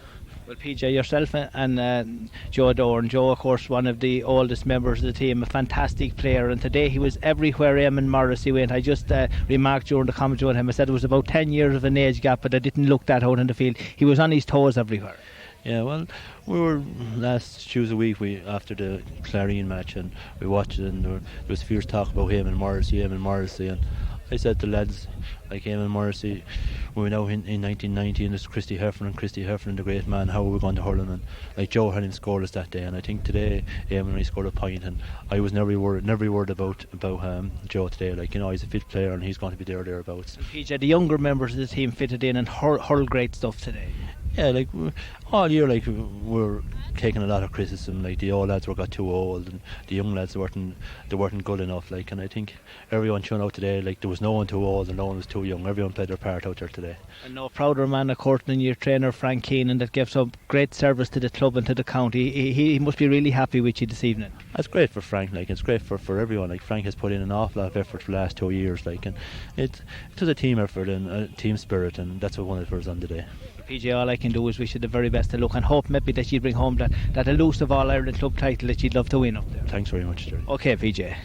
That was PJ and Matty Collier. And Frank, congratulations, a marvellous win today for Camross, and I suppose particularly for yourself that you hurled for so many years with them and with Laois. This is a great occasion for the club. Yes, thanks very much. It is a great occasion for the club. I suppose 20 years ago I hurled in Carlow the last Leinster final against James Stevens, and today being over them is something special, like, because we're working all year with the lads, and having worked say from February with them now till the 1st of December, and it's a great achievement for them, and I'm delighted for all the players that they have achieved this today. Well, Frank, I know winning the county title in Laois, that was the big game you were out for, because you were beaten the previous year and you beat your neighbours Castletown, and then you look forward to the club championship, and you were up the first quarter final was easy enough against the Westmeath champions, but you were up against the cream of hurling, Rattenure and Jimmy Houlihan's men down there in Wexford. You had a marvellous win that day. That's right, yeah. When we got back to this year into championship, we just took one match at a time, and we beat Castletown in the final. And for every game along from that on, we're after improving. We had maybe an easier round with Loughlin Gales. So with Rattenure, we had a terrific game here, and that day Timmy Lowry in the goal saved us. Our back stood out, and here we are today in the Leinster final. And like it was a 15-man effort, every one of them led. You could say the whole panel, like involving subs, everyone. It was a great work out there today with everyone.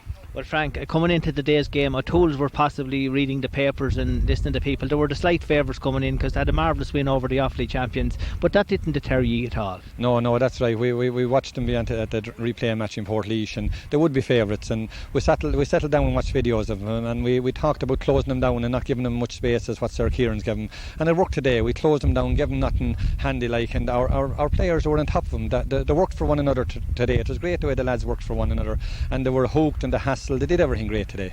Well, marvellous for Camross with 22 county titles, and to have really done Laois proud today in winning their second Leinster championship. I know that every club loves to win an All-Ireland title, but you got over today, you have a Leinster title. You're only 2 games away from one game from reaching the All-Ireland club final. That of course is against the Galway champions, but I know that you'll celebrate a little now and take things easy over Christmas, Frank. Yeah, we will celebrate tonight, maybe a few more days this week, but the lads are getting a break now to the new year. We'll go back maybe in January for the semi-All-Ireland. We'll take that as a come again. I think it's Britain and Galway champions or something. I think that's around that.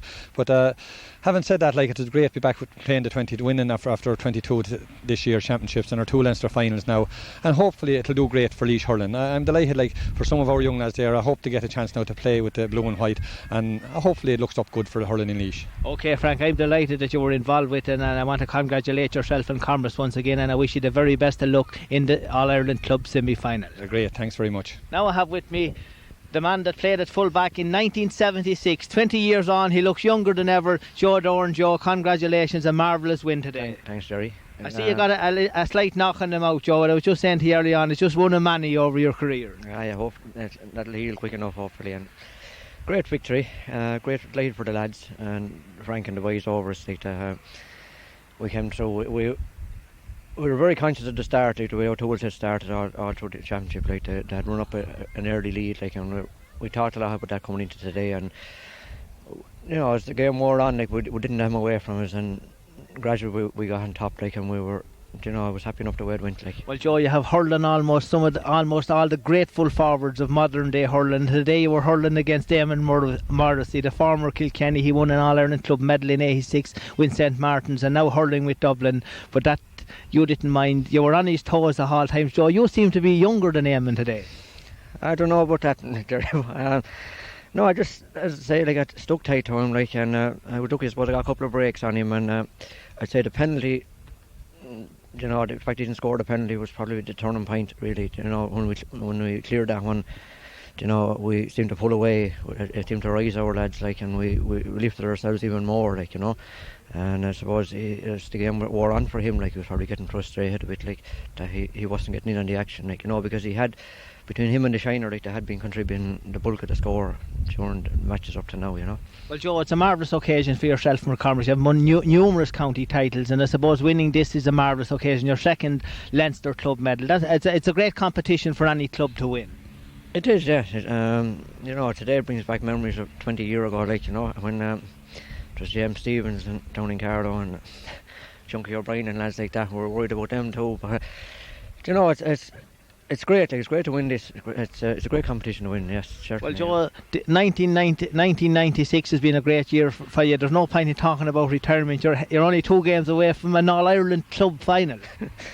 Well, so we'll take it a game at a time, as I say. The next match is the Galway boys, I suppose, and you know, we'll probably relax a little bit for a while now, and then it'll be hell for leather again for, you know. We'll stick out this campaign anyway, and we'll see what happens then. Well, Joe, it was a marvellous performance overall from the team, from the young lads, right from the young lads up to the older players, yourself and PJ. It was a great team performance, and Frank had you seemingly very well motivated. You went out today, you done the simple things right on the day, and that's what wins a game.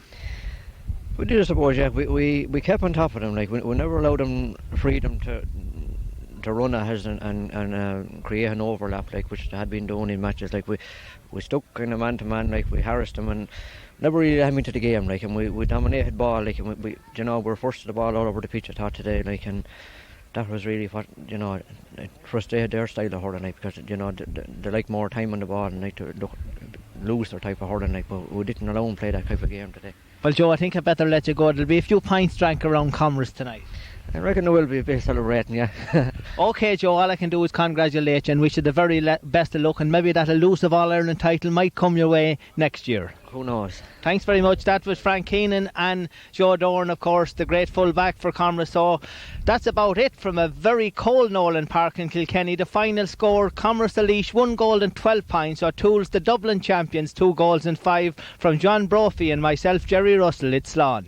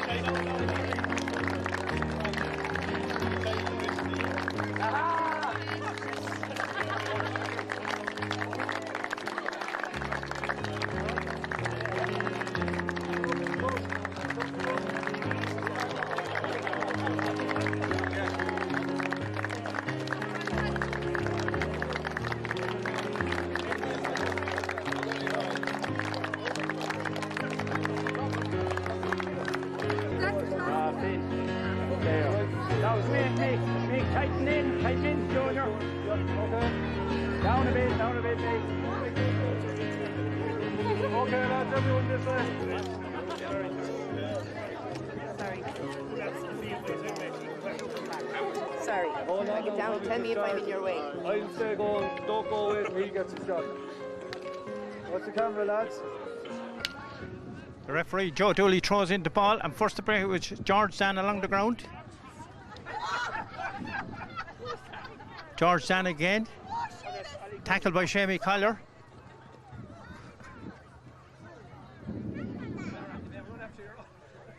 Damien Culleton in there in the corner.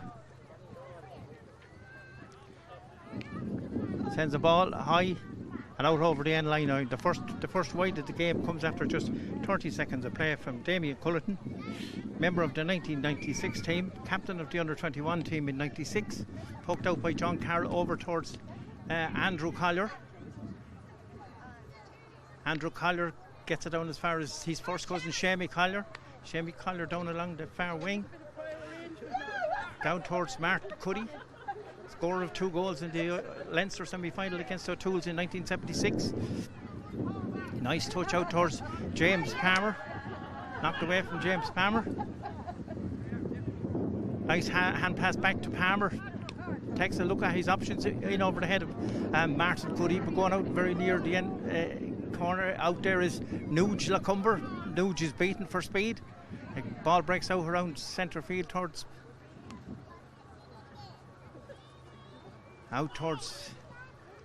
Damien Culleton again. He's looking for somebody well caught in there and a chance of the opening score, but gone out over the end line wide. Score remains no score for the 76 team and no score for the 96 team. Down towards Shamie Collier, down towards Michael Carroll. Michael Carroll towards Mick Fitzpatrick. Chance for Nara. Damien Culleton gets a shot in here. A test for John Carroll, and he's beaten for a goal after three and a half minutes of play. Richard Maloney on the ball. Out towards Joe Doran, who played full back against Eamon Morrissey in the Leinster final of 1996. PJ Cuddy looking for a free. Referee says play on. Referee Joe Dooley. Chance for Frank Keenan.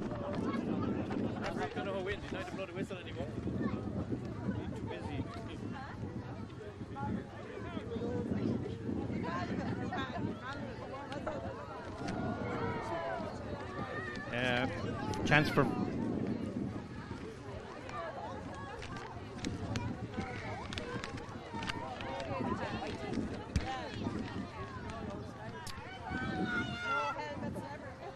poke out from Tim Lowry, goalkeeper in the 96 team.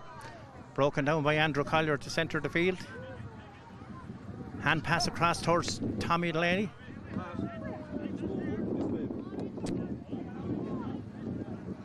Going towards Richard Maloney out near the sideline. Still Richard Maloney looking for options. Gets a ball out to James Palmer. Don't think he played in 96 or 76, but well blocked down by Finn Lawler. A member of the 96 panel. His father, of course, was the trainer of the 76 panel.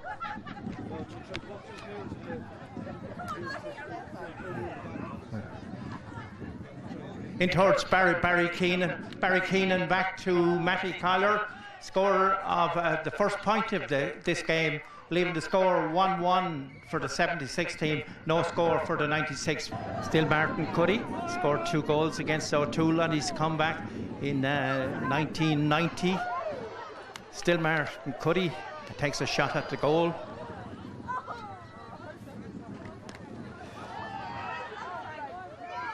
Referee has blown for a free in. Somebody dropped a hurl and a free in, a chance for Frank Keenan, maybe with his opening score after 6.5 minutes of play in absolutely ideal conditions here at Derry Nasira. Bends and lifts and he's going for the top of the goal, but it comes back out to Nooch. Scorer of many a great goal at minor and under 21 level, has opened his account with a very well taken goal from the free from Frank Keenan. Ball kept from going out toward a line ball for Joe Doran. Towards James Palmer to George Dan. Ollie Cuddy out towards Finn Lawler, knocked away from Ollie Cuddy by Finn Lawler. Still Finn Lawler, captain of the team in 1994 when Camross won their 21st senior title. A shot from Finn Lawler, an absolutely perfect point. John Carroll, who made his senior debut way back in 1969, gets it out to Fintan Palmer, 13 to Joe Doran. Joe Doran towards Barry Keenan, son of Frank.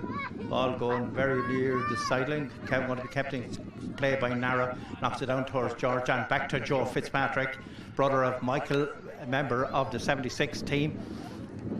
Ball going very near the sideline towards Larry Cuddy, in towards the centre of the park. Mark Conroy goes for the ghost to Finn Lawler.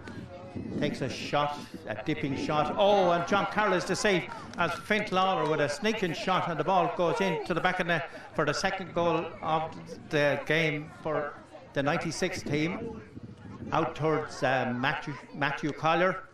Sends a high ball out towards the centre of the field. Going to go very near the sideline, gone over the sideline. Towards Larry Cuddy. Larry Cuddy gets it back in towards, while Richard Maloney's son, the Malvin, present captain of the Camross team, and a shot from George Dan goes straight over the bar. Another score for the 76ers. Still Eugene Lacumber. Lovely flick in, but taken by Larry Cuddy inside. Going to go towards the centre of the park, towards Mark Conroy. Or Andrew Collier, kept in play by the cousin Seamus Collier from Rossa na Carina. Looking for options inside. Mark Conroy is in there. Stalemate in around the goal as the Cuddys try to get out. Tim Lowry from Capanara, gets it out along the wing on the far side, out towards Malvin Maloney. Maloney gets it towards Andrew Collier, well caught by Andrew Collier, centre the park in towards Fintan Palmer. A lovely flick back towards Andrew Collier. And in towards the Nuge. Can he get a touch on it? No, Larry Cuddy is in there. A lovely hand pass out towards Malvin Maloney.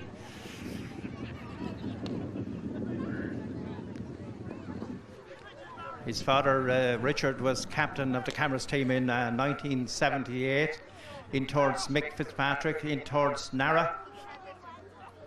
In towards another Collier, Matthew, out to Joe Dorn. Captained the team to glory 30 years ago in 1986. And ball going in around the goal mouth. Stalemate in there as it comes to Malvin Maloney. Malvin Maloney, a good ball out towards the centre of the field. In towards Mark Conroy, he's looking for Fintan Palmer. Palmer, nice ground stroke, but in there is Tommy Delaney. Tommy Delaney out towards Matty Collier. Going to go very near the side, but Richard Maloney will keep it in play. Referee, well, he obviously didn't see it, but it looked to be a pick-up, but maybe it was a line ball. Still Barry Keenan, gone on a solo run. Winner of a minor medal back in 1990. Lovely hand pass in, he's looking for Nara. The 96 under-21 winning captain sends a high ball in and over the crossbar. A good point to make the score 2-4 to 1-2 in favour of the 96ers. John Carroll took it out towards the flying Vincent Palmer, out towards Fran Dowling. Fran Dowling clears it along the ground, out towards Andrew Collier. Andrew Collier looking for Martin Cuddy. Martin Cuddy, winner of medals in Oxford in England. Stalemate in there around the goal mouth. Cornerback under a lot of pressure, and he's going to be under twice as much pressure because he only gets the ball out as far as Martin Cuddy takes a look at the goal. In towards Frank Keenan, didn't work out, but it comes to the youthful Mark Conroy, takes a shot, a fint. A goal. It looks like Nuge has claimed it. Thought he was in the square, but the umpire says no, and the green flag is waved. And Nuge with his second goal for the 76ers takes a short one towards Michael Carr, who was the captain in 1977 when Portlaoise were beaten in the final. Got married a couple of days after the All-Ireland final against Land Rovers in 1976. In towards Martin Cuddy. In towards, he's looking for Frank Keenan, and still Martin Cuddy. He might be trying to pick out the Nuge inside. Frank Keenan fails on it the first time, goes back. Played in the 76 final, trained the team in 96. Malvin Maloney, lovely ball out towards Tommy Delaney. Tommy Delaney out towards Matty Collier on the far wing. Still Matty Collier in possession. Lovely ball in, but behind Richard Maloney, all on his own. Well, he was until George Dan put in a bit of a spurt. Richard has Mick Carroll inside him, doesn't see him, tries to get, maybe held the ball too long, maybe no. Joe Dooley awarding another free out to Richard Maloney, and I don't think George Dan too happy with that decision, but the referee's decision will be final. Matty, and he pokes the ball back to Shamie Collier, and it's kind of play ball time at the moment as the ball goes out towards Martin Cuddy. He won't be found wanting. He tries to get around Tommy Delaney, still Martin Cuddy, and the referee has blown for a foul on Martin Cuddy by Tommy Delaney, and Tommy, of course, the captain in 1993, and Joe Dooley, of course, made his refereeing debut exactly 40 years ago in the minor final, which was the curtain raiser to the senior final between Camross and Clonaslee. That was between Abbey Leaks and Clonaslee also in the minor final. Frank Keenan. Would he be going for a low one? Shot well stopped by the cornerback, well cleared up by Matt Maloney, and referee Joseph blows the half-time whistle with the 76 team, I think, maybe leading by 2 goals and 4 points to 2 goals and 2 points for the 76 team.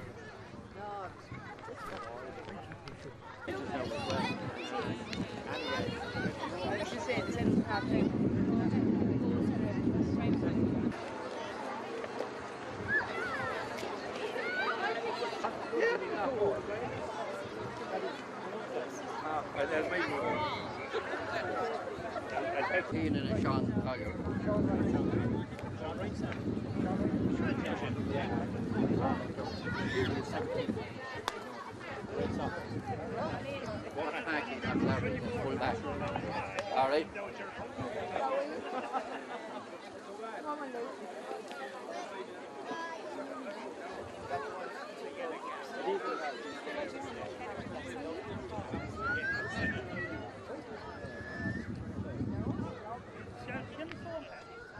Ball towards Barry Keenan, about to be tackled by his cousin Ollie Cuddy. Barry Keenan succeeds. A shot from Barry Keenan in past John Carroll, still playing in the same goal. Maybe they were the rules in '76, but anyway, out towards Tyke Dord in towards Melvin Maloney and his father, tackled by his father and fouled by his father. The referee says play on. Out towards Joe Dorn, out towards Garrod de Bourke, in towards PJ Cuddy. Hand pass in across.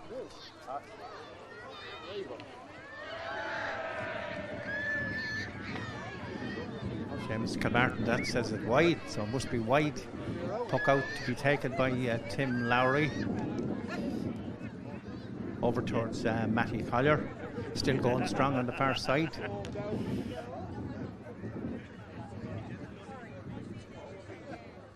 In towards very like Dwayne Hammer, is it? I don't think he made the '76 team now or the '96, but he's come on and sub out towards Shemmy Collier. Good flick from Shemmy Collier, but it's going to be taken by his cousin Matthew down at the far side. Out towards Jim Scully. Jim Scully making an appearance here at half time, wearing his Manchester United jersey inside his Camross jersey, and a good clearance out from Jim Scully. Got out over the line. Richard Maloney still in the same corner, going to take the line ball. Richard cuts it in. I see Tim Keenan, the bus driver, has arrived on the field, but ball knocked away though by Michael Carroll. Michael Carroll out towards George. By George, hand passes back in towards the corner. A chance, well taken out by the corner, back on the far side, going to drop towards the centre of the field.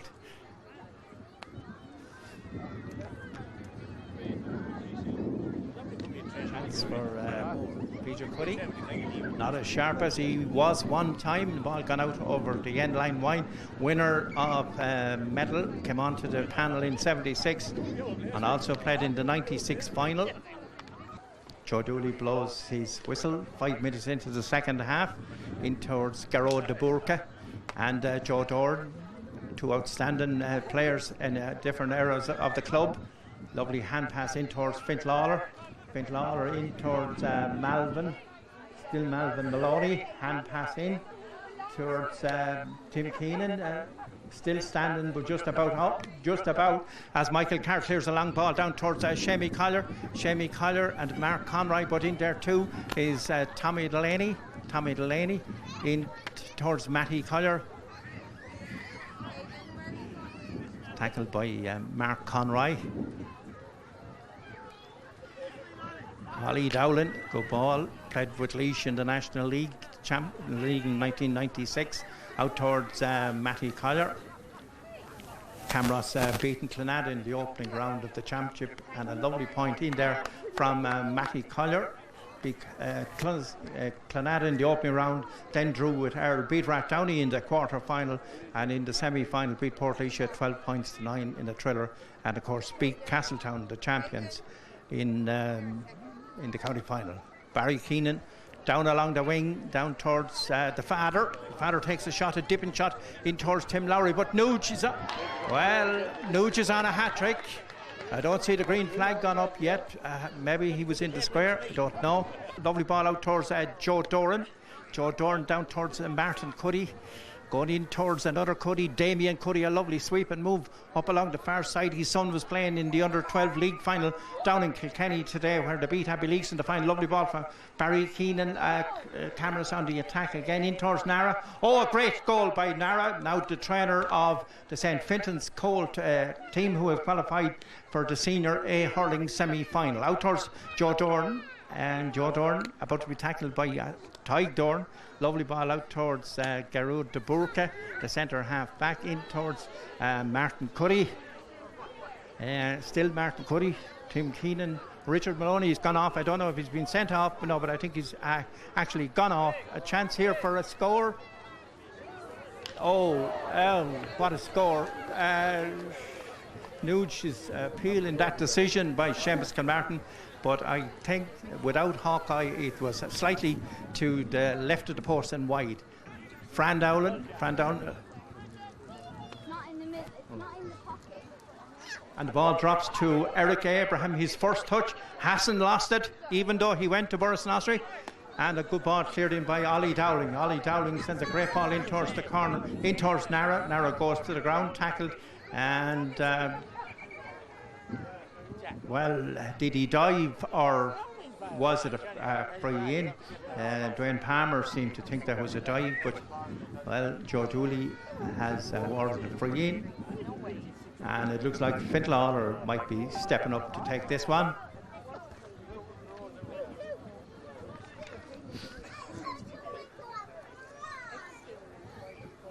Fintlawler lining it up. Is he going for L1? He often did. Straight to the back of the net. Mick Fitzpatrick made a despairing attempt, but the ball goes into the back of the net. A good score for the 96 team. Joe Dorn. Joe Dorn sidesteps his marker, but the ball is blocked down. And going to go very near.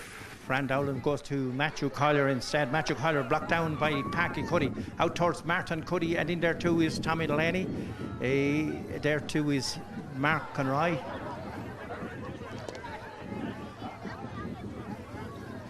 In there is Jim Scully. Jim Scully from Longford Cross. Jim Scully still on the ball, going to go very near PJ Cuddy. Tries to keep the ball in play.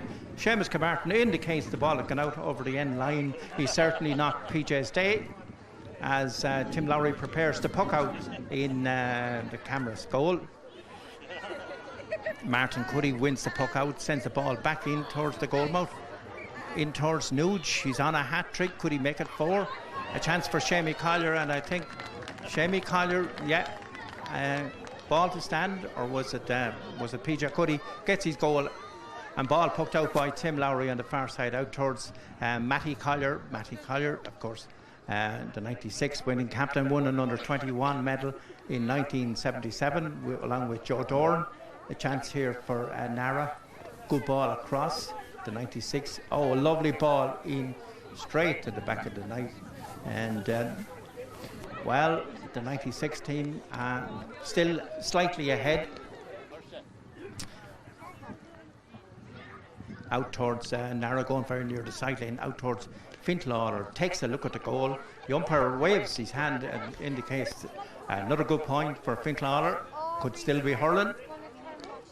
And the junior C team looking for a few players for the replay after Jack Cuddy went off with a serious injury last week against Slieve Marchie. Down towards PJ Cuddy, going into the corner, but Packy Cuddy, his nephew, just picks up the ball and sends a long relay of clearance out towards the centre field. A lovely flick from Matty Collier up towards Fintlawler. Don't know who's supposed to be picking him up. Ollie Cuddy comes in to tackle him, hurled with down in Woodford in Galway for a while, out towards Matthew Collier. Ollie, of course, who hurled in Wicklow for a short while as well. And Packy Cuddy all on his own, down on the far side. Sends a long relief and clearance out as far as Matty Collier, very well controlled by Matty Collier. Still Matthew Collier. Out towards Fintlawler, in towards George Dan. Now, here's a tackle from Eric Abraham, but George Dan wins the battle. A lovely flick across towards Nara. Nara knocks it down. Still Nara, another chance of and another goal. That man certainly has never lost his touch. Scored a hat-trick against Wexford in the Leinster Championship with Laois. Not too many players can say that, but he done it. And a ball to be cleared out here towards Joe Dorn and Thomas Dunphy. He's more than just a goalkeeper, as a chance in here in towards Nara again. You want to go back in the ball? Yeah? A bit too far for George, going to go out over the sideline. Tomas looking for options. High ball in. Goalkeeper to goalkeeper. John Carroll collects it inside. It's going to come towards George Dan. We were making about maybe less than 5 minutes left for play. Great ball down by George. Down to Nuge. He's already got a hat-trick. He won't care now. He doesn't want any more scores. He goes back for the second time. Still in possession. Tries to round his man, but he gets it back towards Fintan Palmer. In towards Martin Cuddy, the bearded one. Oh, a shot. Well blocked by Tim Lowry into goal mouth. Scrambled in there. Oh, a tackle on the goalkeeper by Martin Cuddy, but the referee seemed to ignore it. Fran Dowling is down there, clears it out towards Damien Cuddy. Damien Cuddy, still Damien Cuddy, about to be tackled in towards Fintan Palmer. In there too is Mark Conroy. Across the goal mouth. Out, very well cleared out by Pat Cuddy. A lovely flick overhead by Matty Collier. Up along the wing on the far side. Out there is Nara. Beats his man. Looks around for options. He's still going soloing. And about to be tackled. Lovely hand pass across towards Barry Keenan. Barry Keenan back to Denara. Chance of another score. Oh, a beautiful goal laid on there by Barry Keenan. Play goes on. Down towards PJ Cuddy down on the far side. Shot from PJ Cuddy and straight over the crossbar. A bit more like the real PJ Cuddy of 96 and 76. To be poked out by Tim Lowry, the goalkeeper on the 96 team. And along with his brother Brennan were a member of the winning county final team, and of course the Leinster club victory over O'Toole's in Nolan Park.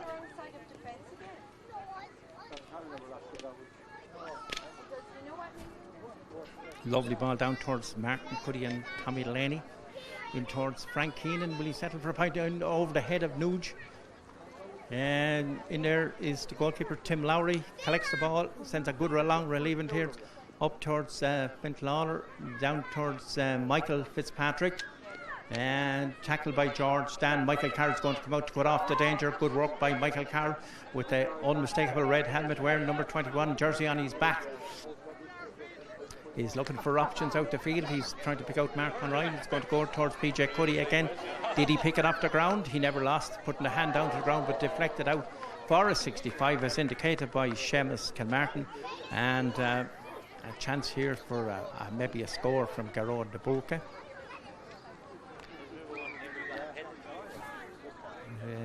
Going to be taken by Fintan Palmer.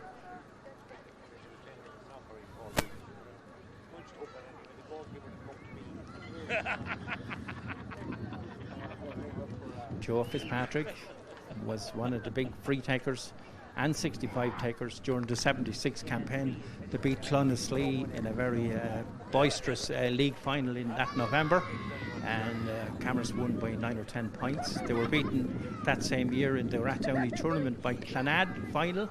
Joe Fitzpatrick gone out over the end line wide, looking for his options. Won Railway Cup medals, of course, with Leinster in the heydays of the Railway Cup.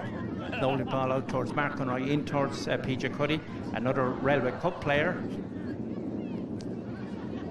Lovely flick from PJ Cuddy, gone out over the end line according to Larry Cuddy, and the score remains 4 goals and 6 points to 4 goals and 4 points. Down towards Jem Scully. Jem Scully comes in towards Sean Ryan.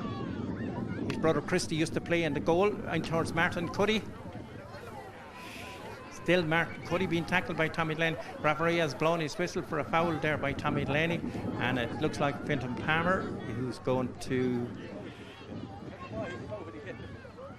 take the freers at Martin Cuddy himself.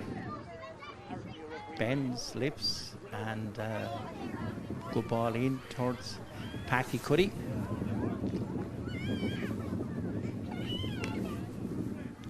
Good ball up towards George Dan, in towards Sean Collier, unmarked. Eric was going to come but stands his ground.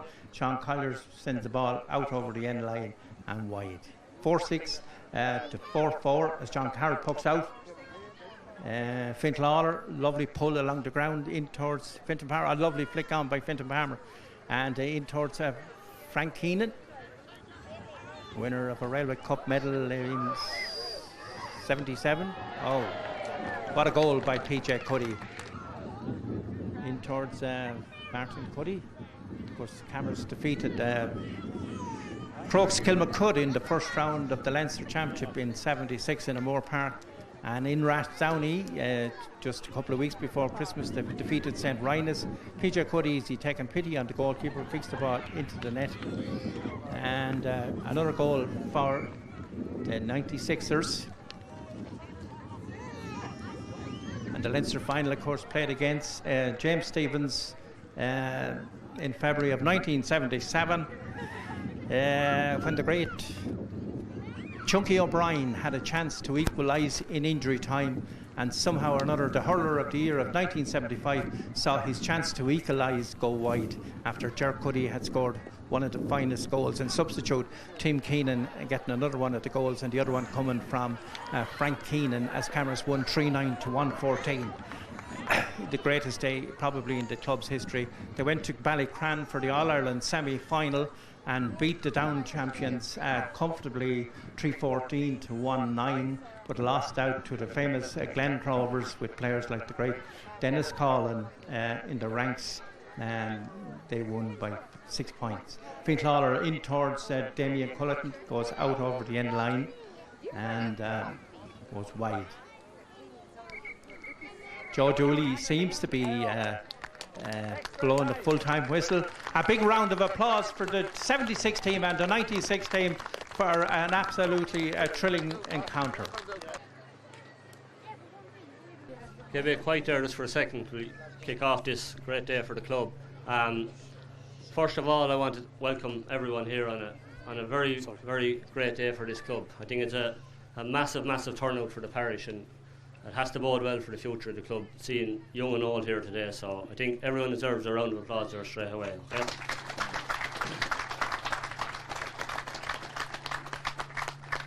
I'm not going to stay talking too long because I don't really like it, but we're here today to represent the men of 76 and 96, so I'm not going to say too much on 96 because I was part of it, but I suppose on the 76 men, that most of them, again today, turned out in their droves to put back on the black and amber jersey. So it just shows you what it meant to them down through the years. And I think there was a group of men back then that, you know, won 2-5 in a row, and one Leinster title was probably deserved a lot more out of it, I would think. And I think they definitely were the men to put this club where it is today with that amount of titles. And I think they deserve a massive, massive round of applause, okay?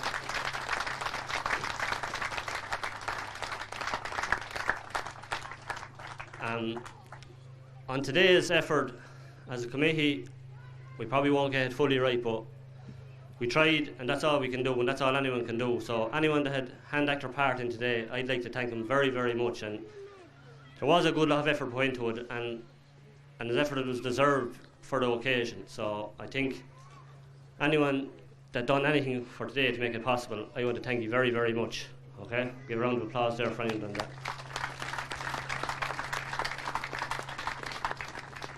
I'm going to hand over to Mahi now. Mahi's going to introduce the 1976 team individually, so Peter's going to do the 96 team. So that's the programme of events so far, okay? So thanks so far.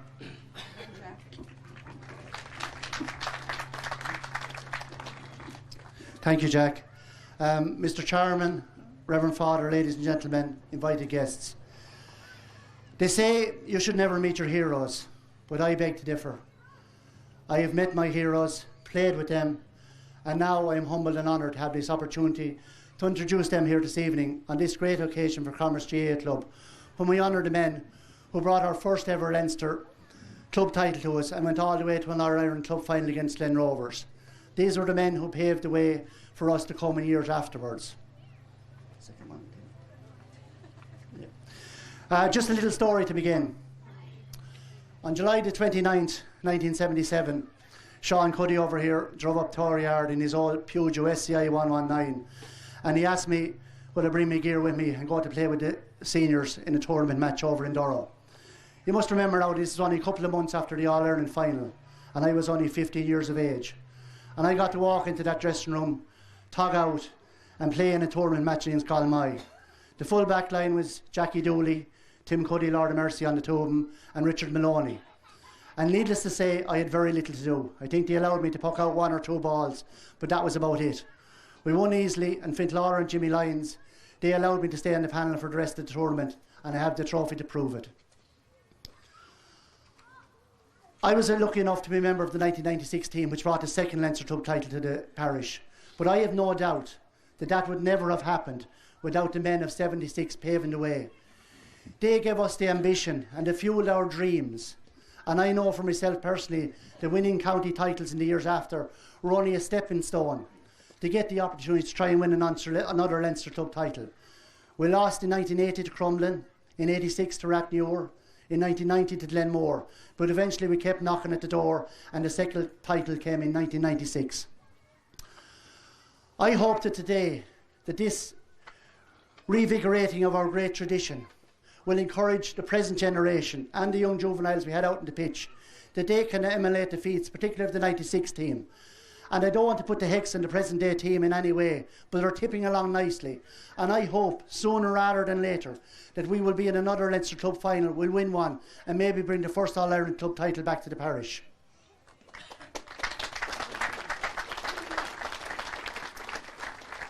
Now to introduce, as I say, my heroes. The captain that day in Carlow on the 6th of February 1977, when Camross beat James Stephens by 3-9 to 1-14, was the right half forward Martin Cuddy. Martin became famous during the... Martin just became famous all over Ireland during the 1980s when he played centre forward on the Laois team. He also played for Leinster. He also captained Camross to a Junior A football title in 1980, and that puts great pressure on his son-in-law Martin Deegan, who will be trying to emulate the same feat in the coming year. Also, Martin immigrated to England when he was a young man, and he played for Éire Óg in Oxford, and he also played for Herefordshire in the famous trilogy in the 1972 All-Ireland Junior final when they had a draw and 2 replays with Meath. Thank you, Martin.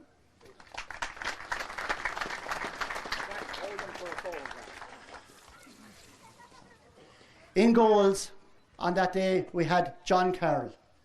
From 1969 in his debut to 1986 when he finally retired after the Leinster Club final, John was an outstanding goalkeeper.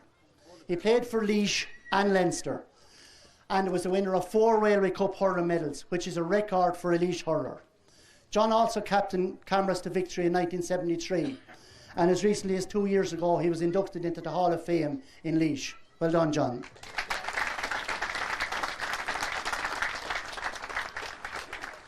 At right full back, we have a man who sadly is no longer with us, Jackie Dooley. Jackie was a stylish half-back and a very good long-distance free-taker, though he played corner-back in that particular final. He was also a very versatile player, playing in goals and in the forwards for Camross. My longest memory of Jackie is in 1972, playing half-back for Laois against Kilkenny in the Leinster quarter-final in O'Moore Park, when he marked the great Eddie Kerr and did a fine job. May he rest in peace, and I'll ask Robert to come and collect his trophy now, please. Michael, okay. Right. Yeah, Michael.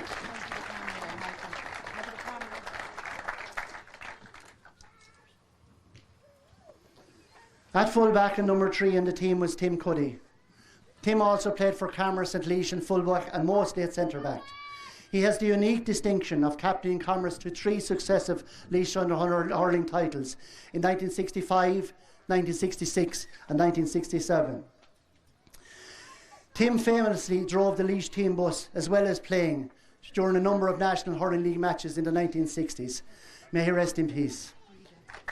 Rita, his wife, is going to collect his trophy. Thank you very much.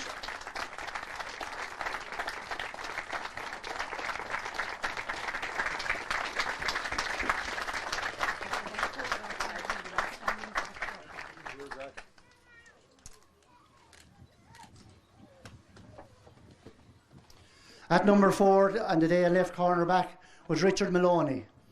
Richard transferred from Kyle to Camross in 1972. The transfer fee was undisclosed, but is rumoured to be one of the highest transfer fees in the history of the GAA. He soon made his mark winning his first senior hurling title in 1973, and he captained Camross to victory in 1980. This year, 2016, his son Malvin is the captain of the senior team, and we hope that he goes on to emulate the feats of his father. Richard was fiercely dedicated and always kept himself fit, and the fact that he was still playing senior hurling championship in 1991 is a testament to that. Well done, Richard.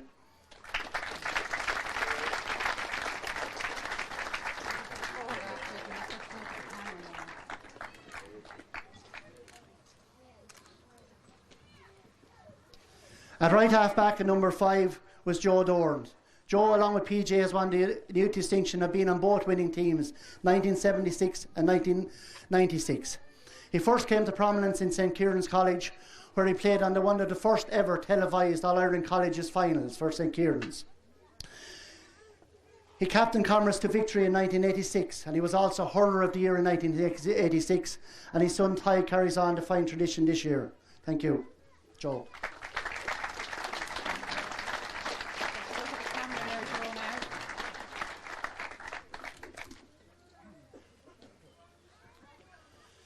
At centre half back, we had Joe Fitzpatrick, affectionately known as Junior. He was centre back of the team, and he was also the vice captain. Joe, for a very big man, was a very stylish hurler, and you saw out on the pitch there today, he had a lovely first touch. The programme for one of those matches at the time said, unmoved and unmovable, and that, I think, sums up Joe Fitzpatrick. He has also trained many teams in the club. Well done. At number 7, a left half back, we have a former past pupil of Patrician College, Ballyfin, Ollie Cuddy. Ollie also played for Camross and Laois, and he was a very dedicated player, travelling from Galway and Wicklow to train and play. One of the things I personally admired about Ollie was the fact that he was never afraid to speak his mind or stand out for the crowd. And in the physical fitness stakes, he was well ahead of his time. Thank you, Ollie.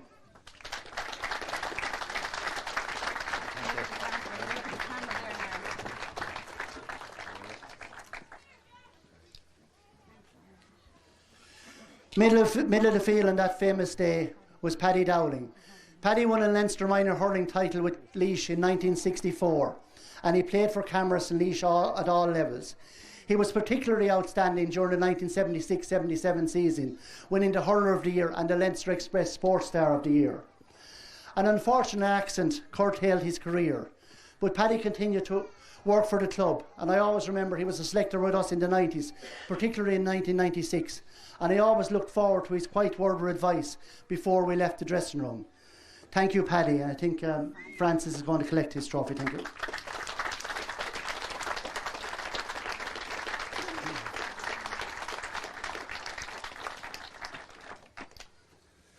At midfield that day in Carlow was PJ Cuddy, a neighbour of mine, and we often cycled down to Camross to get lifts to matches with Father Laird Dunphy or Tinkle Martin or Mikey Lawler or whatever.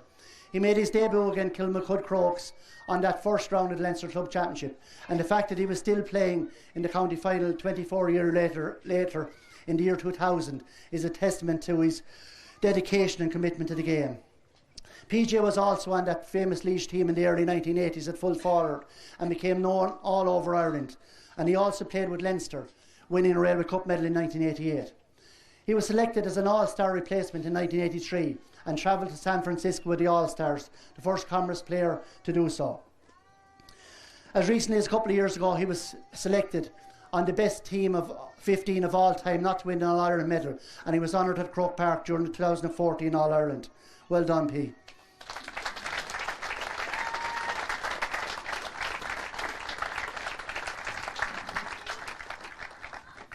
At centre half forward on that day was Big Ger Cuddy, as he was known. Ger played for Camross and Laois, and in that particular final against James Stephens, he scored a goal that got us back into the game and set us on the road to victory. In the particular match, he was marking a certain man called Brian Cody. Now, Brian Cody, I suppose, didn't do a whole lot since, but anyway.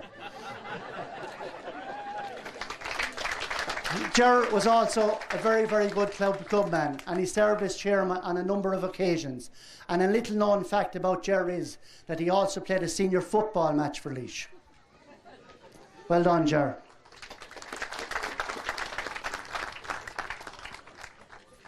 Left half forward, number 12 in the final, was Michael Carroll. Michael Carroll started his career in the forwards, but later moved to defence, where he started at half and corner back. He captained Camross to victory in 1979, and he also, like his brother John, played for Laois and Leinster. Mick will always remember the All-Ireland Club final and the date of it against Glen Rovers on March the 27th, because he married Marie Ash on the day after March the 28th, 1977.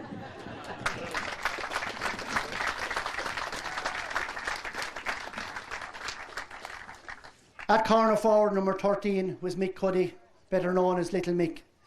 He played for Camross and Laois at all levels and was famous for his white helmet and white boots, which many people give out about as being runners. He just was a little bit ahead of his time. He showed his dedication to Camross by travelling for Oxford to train and play with the club for many years. And he also won an All-Ireland Interference football medal with Portlaoise Post Offices. Who's collecting Mix? Martin, okay. Collect Mix, please, thank you.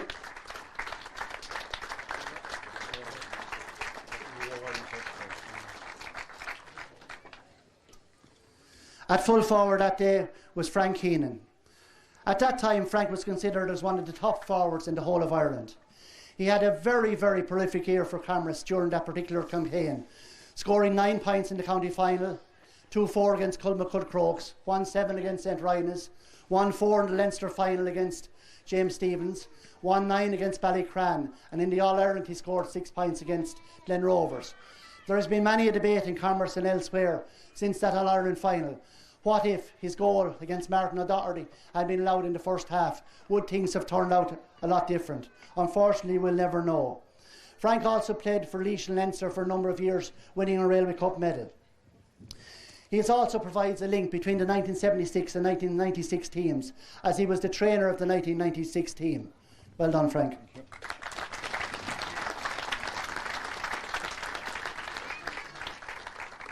At corner forward, number 15 was a man I've mentioned already, Sean Cuddy. Sean played for Camross and Laois, and he also trained Camross for a number of years, bringing county titles to the parish in 1993 and 1994. He holds the record score for a Laois Senior Hurling County final, scoring 3-8 in the 1973 final against Burson Ossory, a record that still stands. He captained Camross to victory in 1978 and also served as club chairman. And I want to thank him for calling up for me and bringing me to the field during those summers of 1976, 77 and 78 before I learned to drive. Thank you.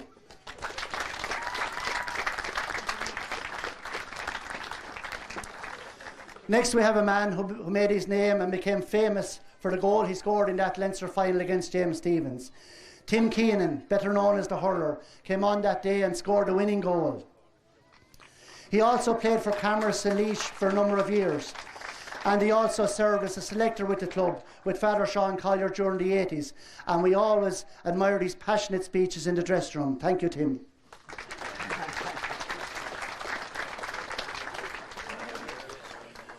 Next we have a man who came on in the All-Ireland Club final and was an outstanding midfielder for the club for a long number of years, Sean Bergen.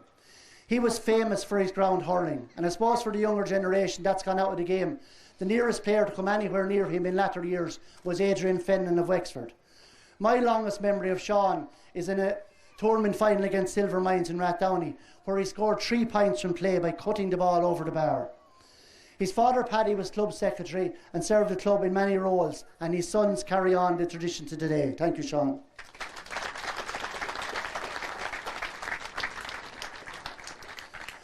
Next we have a man who played all during the Leinster campaign and came on in the All-Ireland Club final. Seamus Collier played mostly in the forwards and midfield, but he played centre-back for the club in 1983. He is now living in Galway and is heavily involved with the hurling side of the Annadown GAA club. His son Shane has played for Galway, and Seamus once played in a Galway senior hurling final for Liam Mellows. Thank you, Seamus.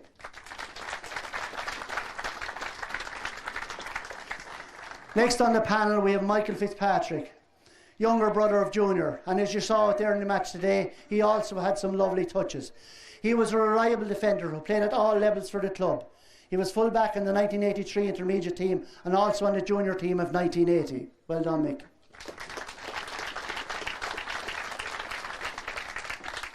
Next we come to Jerry Kavanagh. Jerry was the Cool Rain representative on the panel.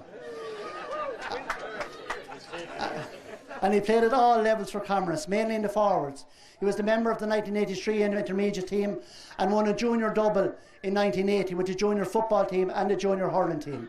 My memory of Jerry is him serving with a selector with PJ Cuddy in 1990, and he definitely was the life and soul of the dressing room. Thank you, Jerry.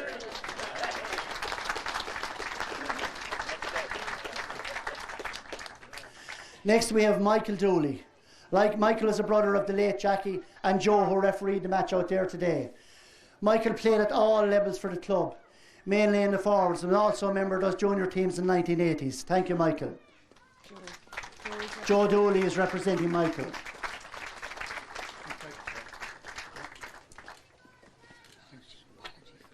Yeah.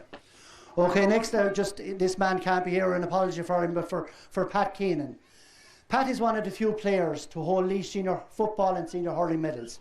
He was a prominent midfielder in both codes, and he transferred for Camross in the early 1970s.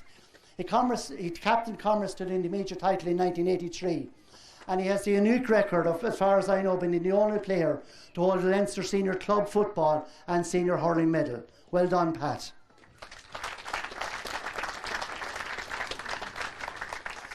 Next on the panel was Sean Ryan from Glenall.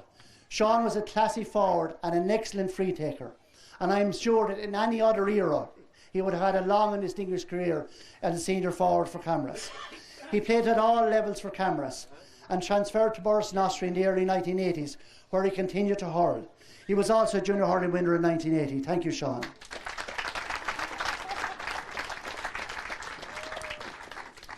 Next we have an outstanding forward, Eugene Lecumber, better known as Nudge. He was always a goal poacher, as he showed in the match there today. And he was a fantastic all-round sportsman who could turn his hand to any game.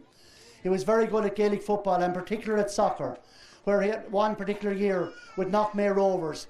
He won the Midland League's top scorer with an incredible tally of 49 goals. My memory of Eugene is an intermediate hurling championship match against Borris in Austria in Rathdowney, where he scored our entire total of 3-9 on the day.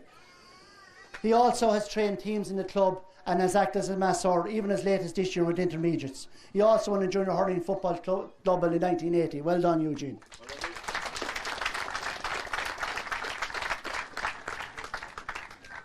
Next on my list on the panel was Eric Abraham. Eric was a tough defender who came from Ballyhorn, and he often travelled to training with the late Tim Cuddy, and I'm sure he picked up many tips from him. He also, along with his friend John Ryan, transferred to Borris in Austria in the 1980s, where he continued to hurl. His sons Darren and Eric currently hurl with Borris Kilcotton and keep up the tradition. Well done, Eric.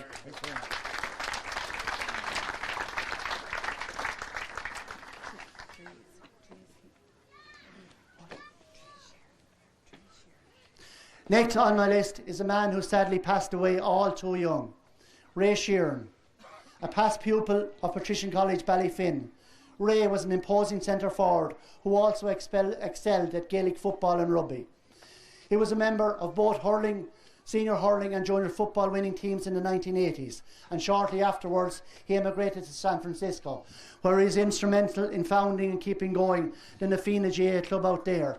And coincidentally, they also wear black and amber stripes, so I'm sure he brought the colours with him. May he rest in peace, and I'll call on Trace to accept the trophies on his behalf. Sister.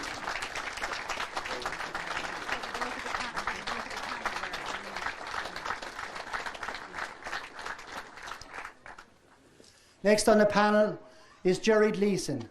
Jerry was an excellent defender, particularly at half-back, and he played half-back in the winning title teams of 1971 and 1973. He played at all levels for Camross and at underage for Laois. Well done, Jerry.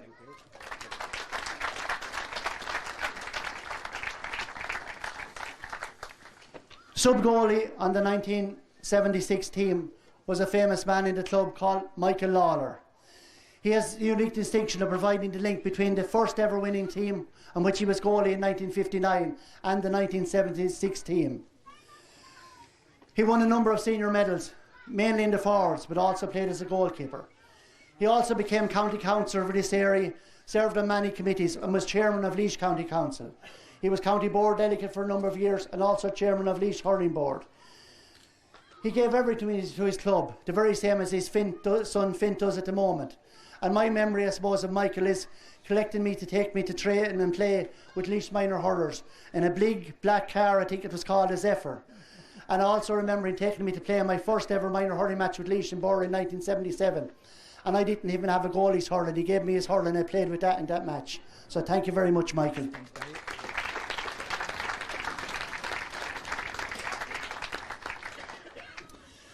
Next on the panel was Lara Cuddy, one of the 5 Cuddy brothers from Killinure on the panel. Lara played most of his hurling at full back, and he also provides a link with the 1996 team, as his son Damien was a member of the 1996 panel. And his grandson James is also carrying on the tradition as a very prominent player with the under 12s. Well done, Lara.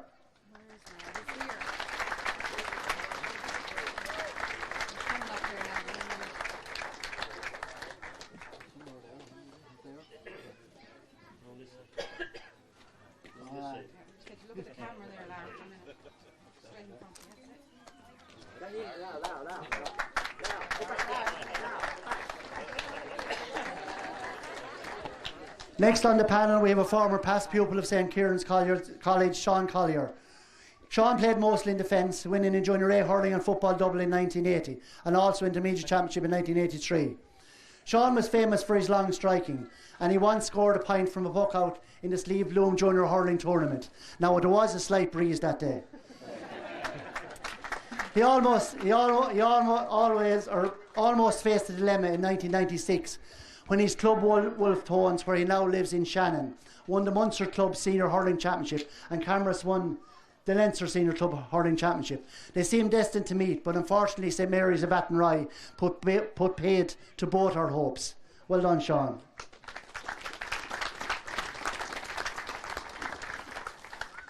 Now we move on to the 2 men who were responsible for getting the team there on the day and who helped coach and train them for a number of years, bringing 5 in a row to the club between 1976 and 1980, which was actually a huge achievement. First off, I call on Finn Lawler. Finn was actually captain of our first team to win the senior hurling title in 1959 and also captain Camross to victory in 1963. Along with his friend Jimmy Lyons, he trained Camross for a number of years, particularly that 5 in a row from 1976 to 1980. He also had a link from 59 to 76 and 96 with his son Finn playing in 1996. Finn and Jimmy complemented each other and were 2 great trainers. Thank you.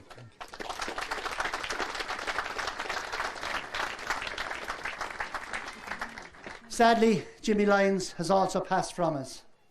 Jimmy played for Cudda in 1959 against Camross and I think actually marked Finn Lawler in that final. He transferred to Camross in the early 1960s and was to have a huge influence on the club, on and off the field. He also played for Laois and Leinster, and as I said, with Finn, trained that 5 in a row team from 1976 to 1980. When his sons John and Seamus came up, naturally he transferred back to Castletown and had a huge influence on their success in the early years. And I'm delighted to see that Seamus is here to collect his trophy today. Thank you very much, Seamus.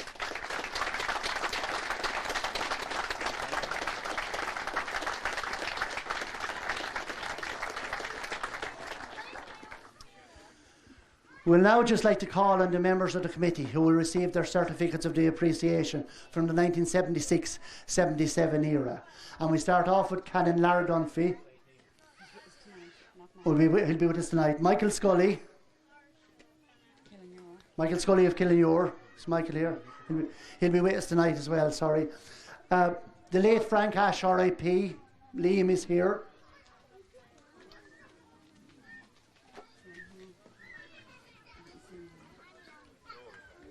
Call on Joe or Liam, please, to accept Frank's cert if they're there. I saw one of them. Martin Cuddy, Ballinrally. Well done, Martin.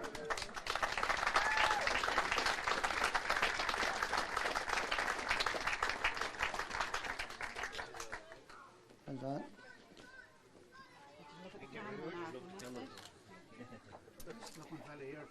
Well done. Paddy Dowling, Francis, collect his cert, please.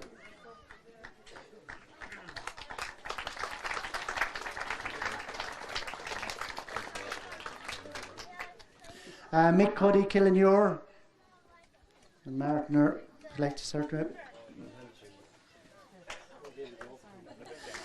Dennis Dowling, Longford. I saw Denny here earlier on.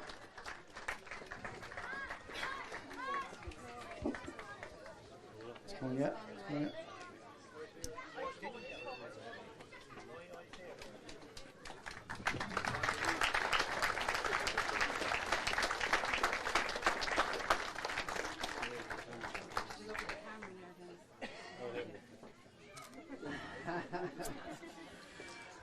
The late Pádraig Higgins, R.I.P. I think Brendan, his son here, will collect his cert, please.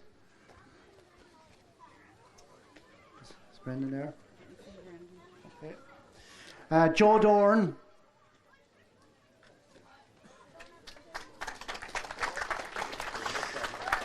Ger Cuddy.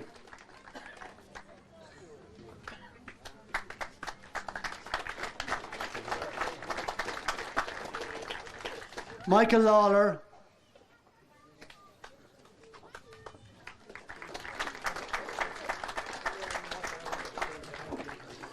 Pat Delaney.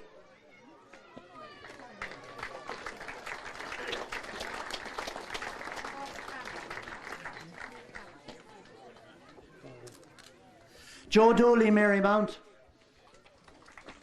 And Joe, thanks very much for refereeing that game today and not being too hard on us. Pat Keenan. Apologies for that. Sean Cuddy.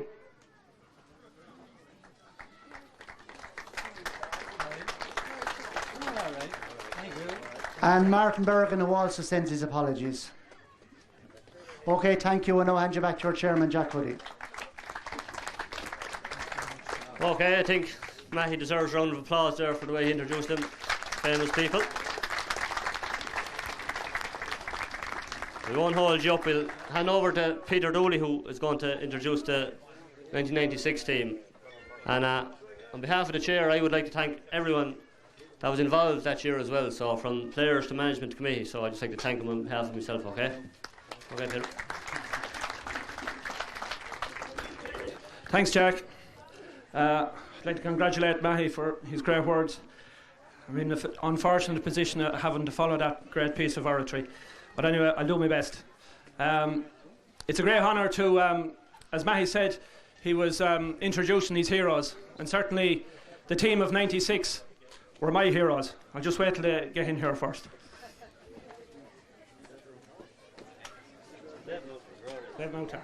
Okay, we'll carry on. We'll call them in. The lads can get in here, the 96 team. You should be a bit fitter than the 76 team.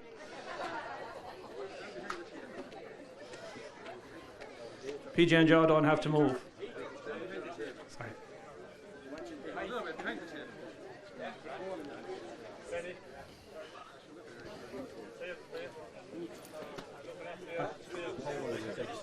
Right, sorry.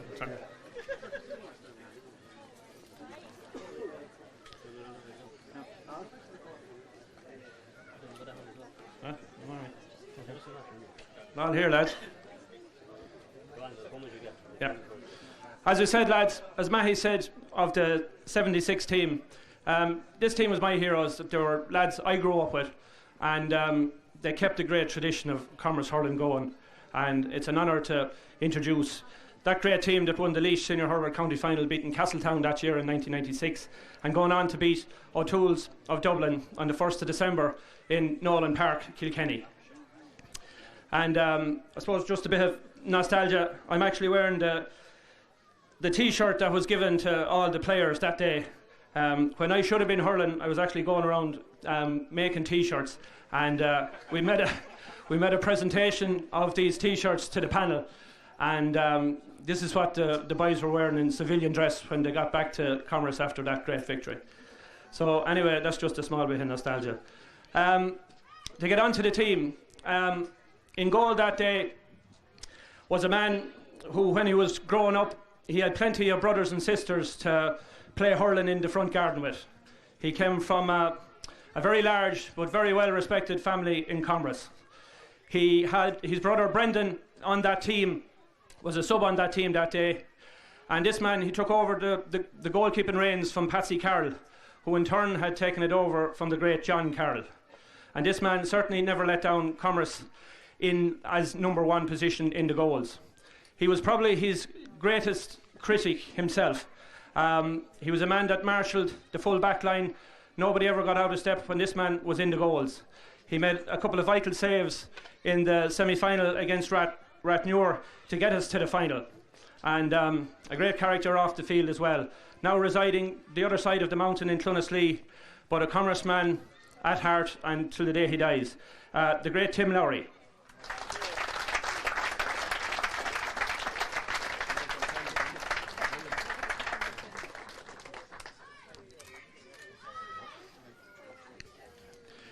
In the corner that day, I'm not saying left or right because, to be honest, I don't know me left from me right. So in one of the corners that day was a man that he started his hurling career. He came from the village of Camross, the Scully's Cross.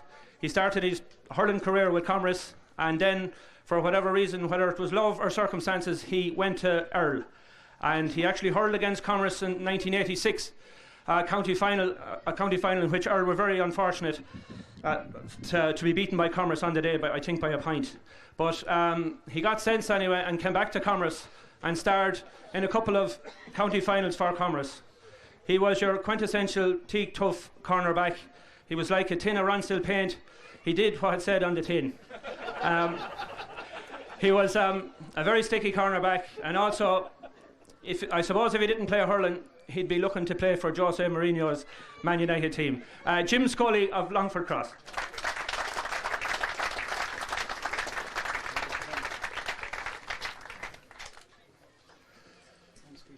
No problem, Jim. Full-back that day, I don't have to go left or right when I'm in the central positions. Full-back that day, I think Mahi also introduced him on the 76 team. What do you say about this man? He was Laois Hurler of the Year that year, and Captain Camross in '86. I suppose when you look at Joe Doran and you look at his size and full back, and you think of all the big, strong, hardy men in Camross. But I think pound for pound, when you look at Joe's size and physicality, he certainly had to be one of the hardiest and strongest men that ever hurled with Camross. He had a unique centre of balance that you just couldn't push him off the ball. Eamon Morrissey of O'Toole's and Christy Heffron at Glenmore and many an inter-county full forward when he was playing with Laois, and all the big hardy full forwards from Laois, they could never knock Joe Doran off the ball. An incredible hurler who had a long and distinguished career with Camross, the great Joe Doran.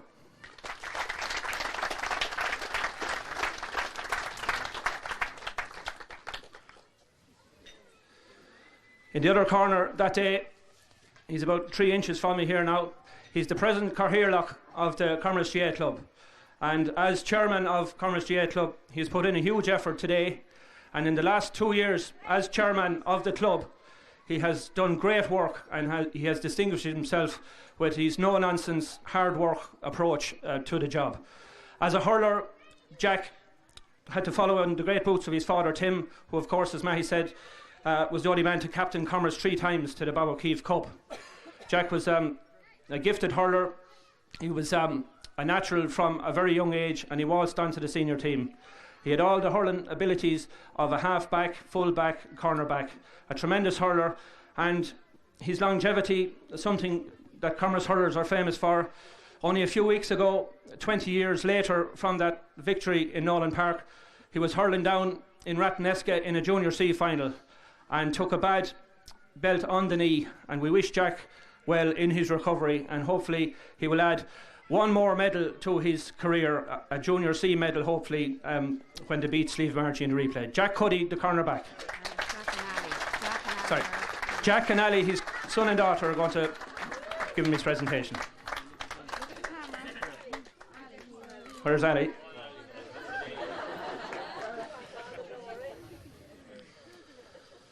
On the half-back line that day, you go down from Scully's Cross, you go down Longford Lane. Son of Denny Dowling.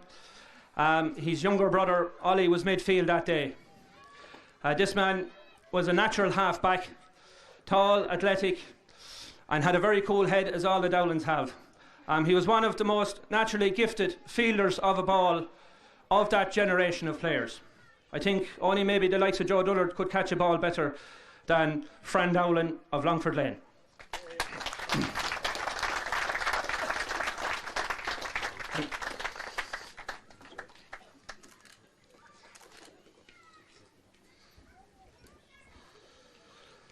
Centre back that day, a key position on any team, and a key man for Camross, and he was always a key man, and you put a key man in a key position.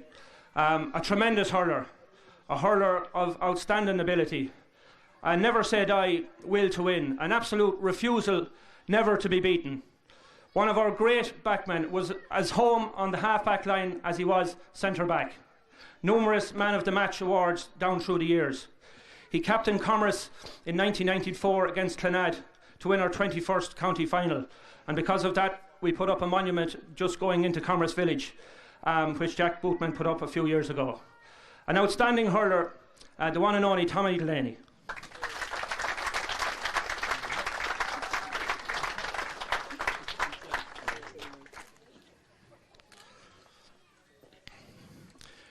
The other wing back that day was the man from Knocknagad. He had two brothers on the team. One of those brothers came on as a sub. Brian came on as a sub in the county final, and his brother Martin was also a sub on the team. Seamus was a fantastic hurler. He got man of the match that day in Nolan Park. I suppose the best way to describe Seamus Moore's style of hurling was to compare him maybe to the great John Taylor of Portlaoise. Had that same half-back ability to bring out the ball at pace, and had a very short swing which was very difficult to hook. A tremendous hurler. He was a huge loss to Camross. Father Tom's of Boston was their gain, and it was Camross's loss. Sadly, 1996 was Seamus's last campaign in a Camross jersey. He emigrated to Boston, Massachusetts, and set up a very successful business firm with his brothers in America. But Seamus is a regular, frequent visitor back home to Knocknagad and to Camross, and is a great supporter of Camross GAA Club. And ladies and gentlemen, man of the match on that historic day in Nolan Park, the 1st of December, was Seamus Moore of Knocknagad. And his father Mihal is going to collect his medal and cert.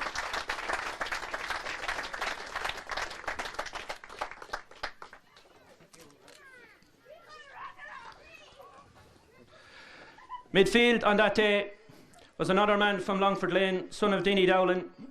Dinny, of course, was on the great breakthrough teams of the late 50s, early 60s. His brother hurled on the half-back line, Fran Dowlin. And, of course, Oliver, Fran and Donica would have hurled together in the 1994 county final against Clonard. Ollie Dowlin hurled with Camross, Laois and Leinster. Injury plagued his career, but Ollie Dowlin in full flight was a magnificent sight. He was tall, he was well built. He would remind you a small bit of Johnny Lomo in rugby. But for a big man, he had a magnificent subtle touch, and like all the Dowlins, he had a cool head under pressure. To show again his longevity in the hurling boots, as you've seen out there today, one of the slimmest men of the 96 team. In 2013, he came on as a sub in the senior hurling county final and played a huge role in Camross securing the county final against Borris and Osprey. A man, a tremendous hurler and an outstanding character, Oliver Dowlin of Longford Lane. Sorry?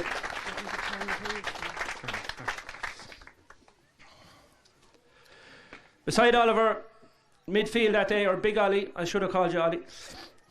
Beside him on the official programme, on the match day programme, was George Dean.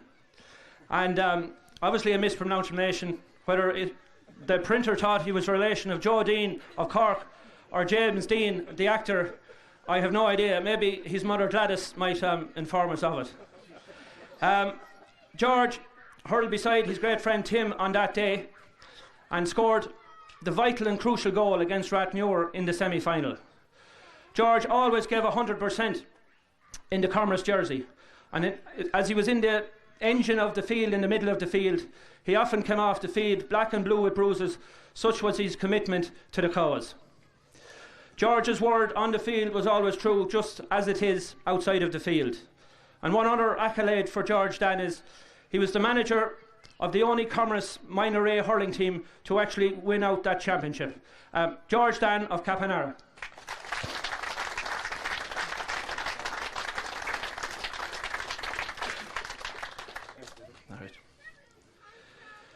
On the half hour that day was a man who had also very big boots to fill, son of the great Ger Cuddy, and he filled those boots well.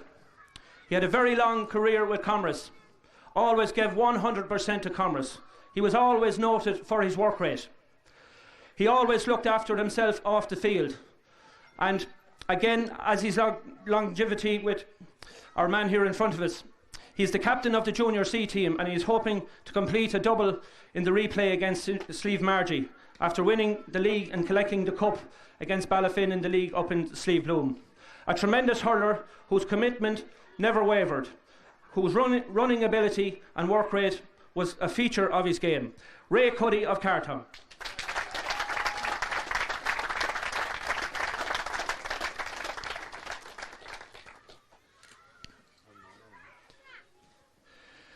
Another key position, centre forward, and as in the centre back position you put a key man in. What can you say about this man? A man who hurled with Camross, Laois and Leinster. He dedicated his entire life to the game of hurling, and he was rewarded with a magnificent club and county career.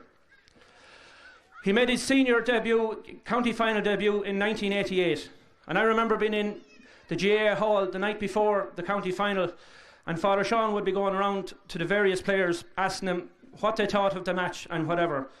And while everyone else might be a bag of nerves on their maiden final, Joe Dullard said, "Just give me the ball, lads, and I'll do the rest."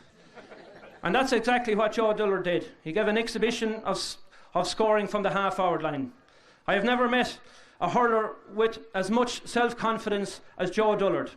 I've never met a hurler that never feared any opposition. It didn't matter who Joe Dullard was up against, he didn't fear him. He had enough confidence in his own ability to take on anyone. Another magnificent fielder of a ball. He was as much as home centre back as he was centre forward. The great Joe Dullard.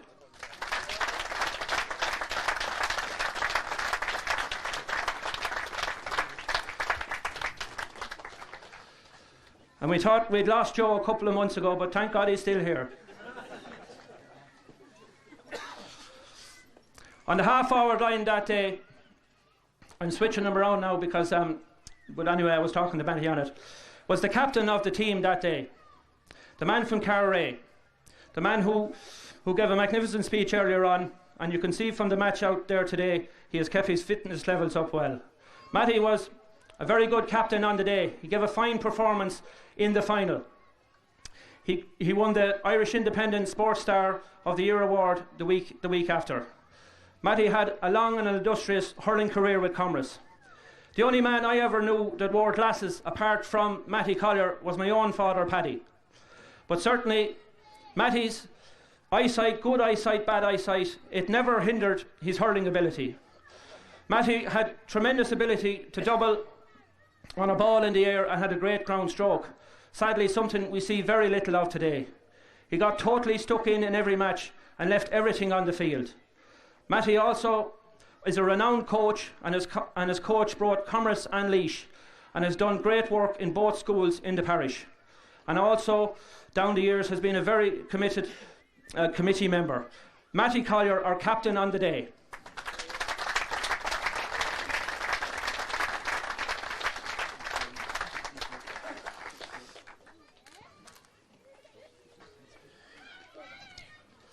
Inside to the full forward line now. And I suppose if you're looking at the Sunday game or things like that, when they do all these analyses, you would have to call this man a specialised corner forward. He's known universally by his nickname Nara. He was your quintessential corner forward. He scored more goals than points in a long and illustrious career with both Camross and Laois. I can remember so many goals being scored coming in from either wing, with cornerbacks trying to hack him down and unleashing a great shot to the back of the net. I can remember a great goal he scored in Durrow. I think, in a quarter-final against Tinnahinch one day. A fantastic goal, a typical Narrow goal coming in from the sideline at full speed. And I also remember him scoring a great goal for Laois in Croke Park against Wexford, something similar. He got very little backup from referees, from psychopathic cornerbacks and fullbacks trying to hack him down. But Narrow was made of strong stuff, had great speed and strength, and also had a peculiar fitness programme. He often smoked a cigarette at half-time. But Narrow was also a deep thinker of the game and went on to coach teams, and certainly when Narrow talked, you listened. Damien Culleton.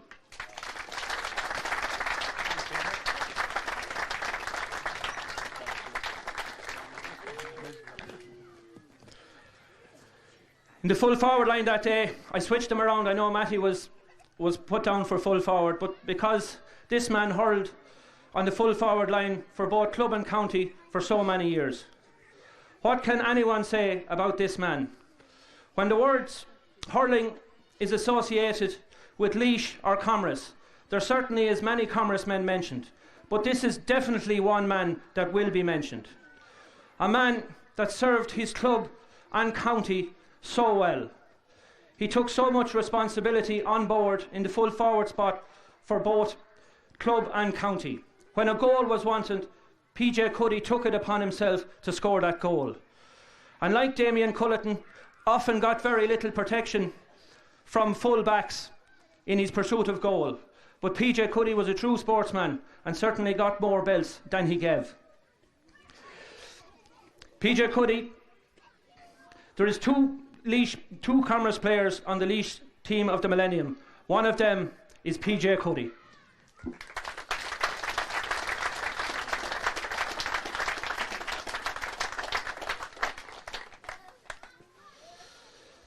In the corner forward position that day was a great character of the team. A man that would put you at ease in the dressing room if you were very nervous. He would always tell a crack or a joke, and to this day, as his job as a masseur and as a first aider, is still doing the same. But beneath all that wit and charm, there lay a determined ability to always do his best for Camross. 10 years earlier, in 1986, he hurled in the Leinster final in Croke Park. He was renowned for his soloing ability. He was very unorthodox in his hurling. The opposition often didn't know what Pádraig Hogan was going to do, and so often did the Camross teammates as well. Pádraig Hogan always put a smile on your face on the hurling field, and to this day he does likewise. A very committed club member, the great Pádraig Hogan.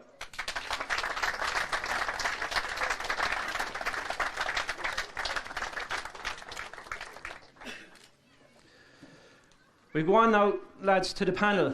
The sub-goalie that day was a man who had also big boots to fill, son of the great Jack Dooley. Robert Dooley had lightning speed and had lightning hands. Like his father, he liked to play in the half-back position and hurled there in the 2000 intermediate final. But because of his fast hands, he was a great understudy to Tim Lowry in the goals. Robert Dooley.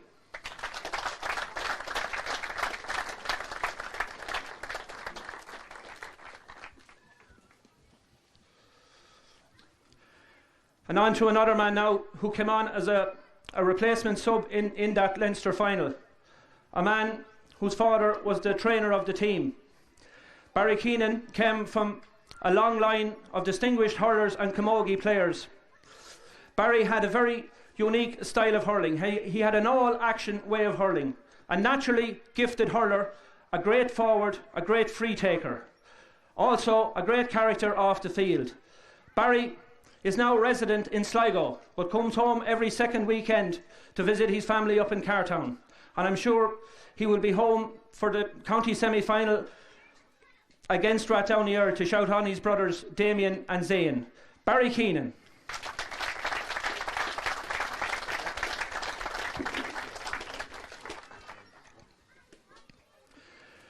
Another man that needs very little introduction. You go down Longford Lane, you come to a place called Garifin, and you go into a house that is full of Camross history and folklore.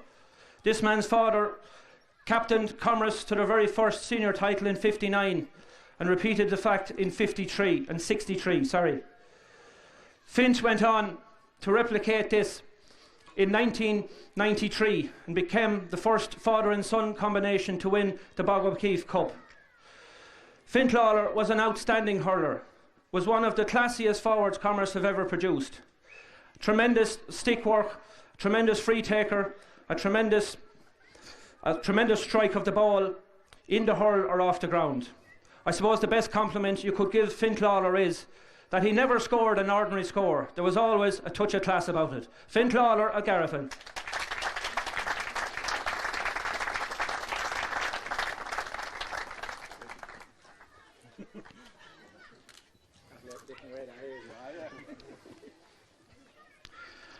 On to our next member of the panel. He was very unlucky not to play in the Leinster final because of injury. He played in the Laois county final. He only lives a couple of yards away from the field. He was known as Long Pat.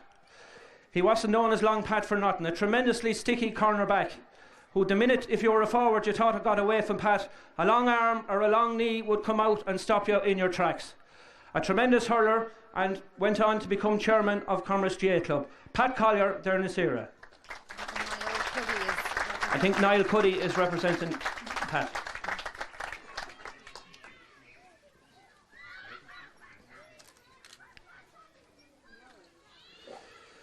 Another set of brothers here now. His brother hurled in goals, Tim Lowry.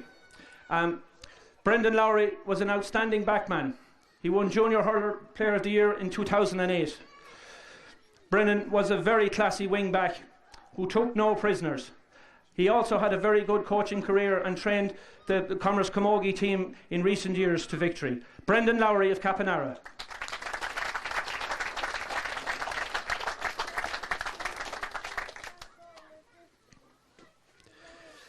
Next we come to two men who both have fathers called Lar. First we come to a man whose father is Little Lar, who was on the 1976 panel.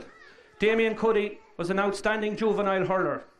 He was one of these hurlers who had a tremendous ground stroke. I don't think I ever see Damien Cuddy rising a ball unless he was taking a free. And looking at him today is as trim as he was all those years ago. And as I think Matty said, has a son there for the future. Damien Cuddy.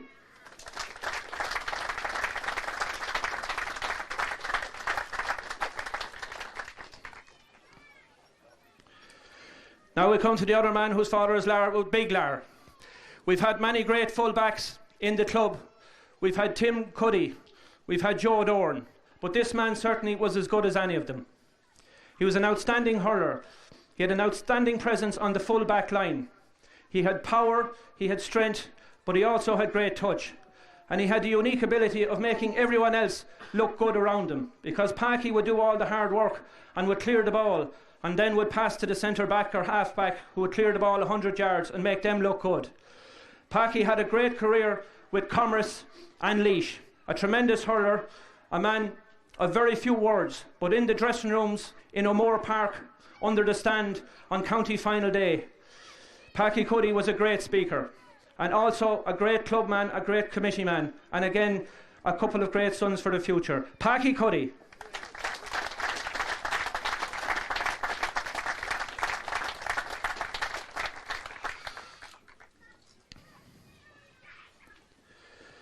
Now we come to a man who unfortunately we lost to emigration, as we lost so many.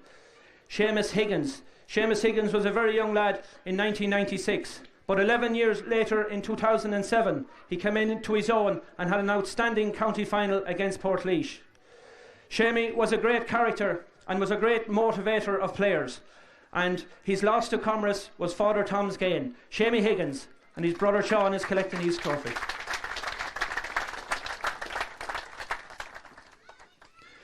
Another man in Boston, a cousin of the Dowlans from Capanara, John Dowlan. He was an outstanding cornerback, and I'm sure he was centre back on a winning under-21 team. I'm sure if John had stayed around, he would have been the mainstay of many a Camross backline. John Dowlan of Capanara. Michael Dowlan, his brother, is collecting his trophy.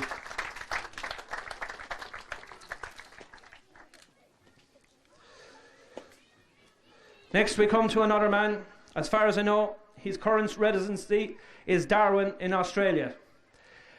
This man, if he's watching in this programme, there's only one way to describe this man, and he would be very disappointed if he was described as anything else. He was a teak tough, no nonsense, take no prisoners, cornerback.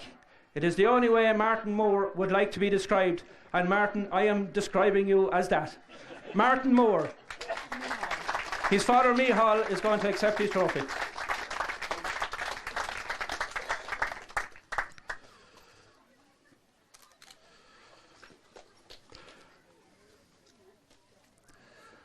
And finally, I think the last player in the panel, sadly, cannot be with us today. He was taken long before his time. That man is Brian Moore. Brian Moore was an outstanding hurler. He was one of three brothers on that team today, Shamey, Martin and Brian. Brian was not very tall, but was very strong and very mobile. And if anyone hadn't the pleasure of seeing Brian hurling, one has only to look at his son Aaron, because he displays the same courage and hurling ability as that of his late great father, Brian Moore. And his son Cian is going to accept his trophy. Yep.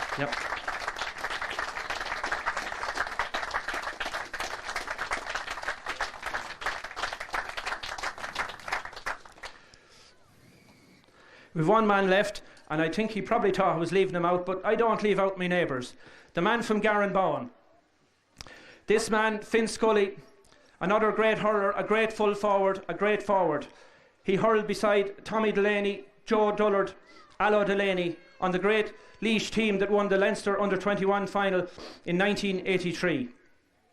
Fint was a great target man as full forward, a great man to catch a ball and lay off a ball, and one of his finest days in a Camross shirt was probably the 1990 final where we beat Port Laois. Fint Scully of Garrenbowen.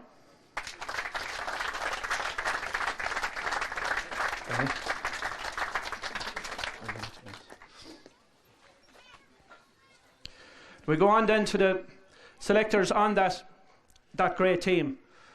And the first one, Tommy Delaney was a selector, but we've already talked of Tommy. But we talk of his brother Jim. Jim was an outstanding hurler in his day. He hurled both in the forwards, but was more known as a backman. And as a corner forward, I had the fortune or misfortune of hurling on Jim. A great reader of the game, a great hurler, Jim Delaney.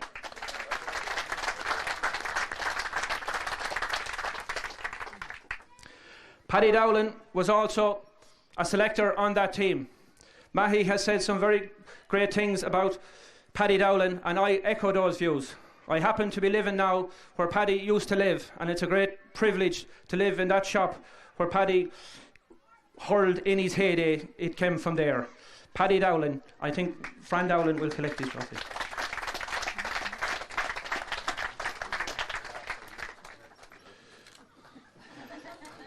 Fran has collected quite a few trophies today.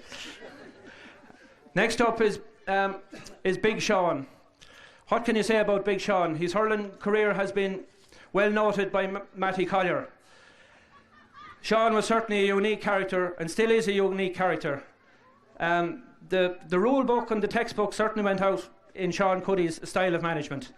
I often remember training under Big Sean, and you'd go home that evening and you'd try and analyse what Sean Cuddy said to you, and you wouldn't know whether he was praising you or whether he was giving out to you.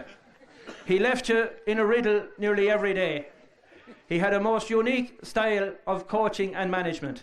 But having said that, he was a very shrewd man, and he trained both Camross and Laois to great success. A great character and a tremendous hurler and a great man, Sean Cuddy.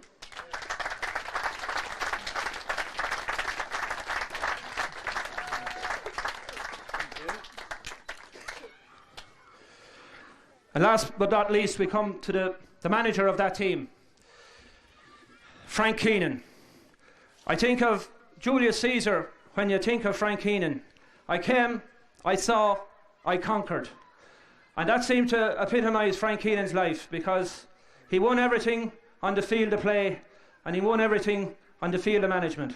He just seemed to have the Midas touch on the hurling field and on the line. A tremendous shrewd analyst. He was never afraid to make that difficult decision, as senior managers always have to do. Frank Keenan.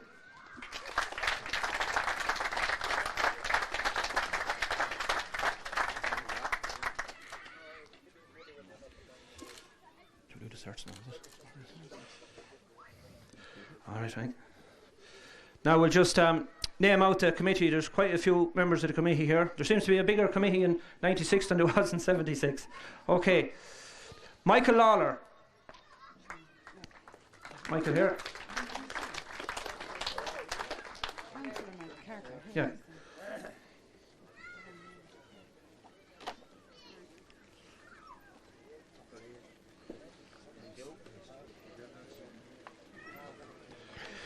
Kieran Delaney. Is Kieran here now? No, okay. Lara Cuddy of Northgrove. Lara.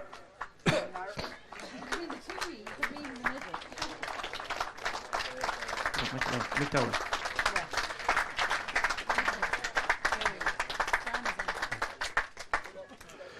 Mick Dowling. Maybe Fran again. We'll get you an extra car for these. Mick. Okay. Yeah. Yeah, Mick now.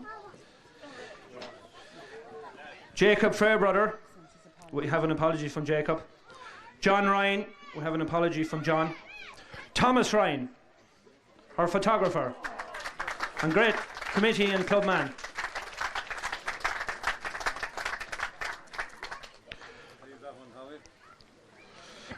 Frank and Rye.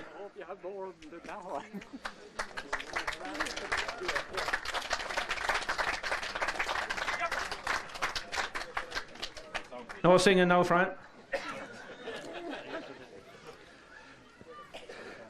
Michael Dooley in Neilstown.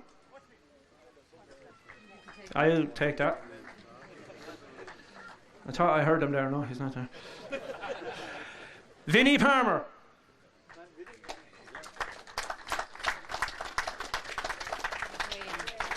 Dwayne Palmer is going to accept on behalf of his father.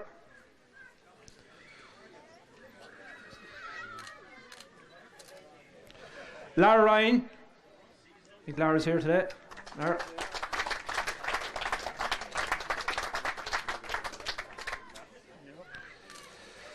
Sean Mortimer.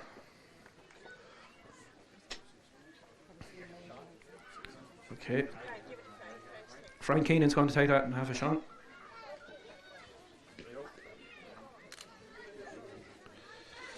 Martin Cuddy, Raleigh. And home, is he?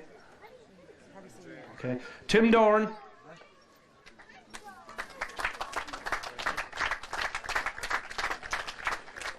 Sean Cuddy.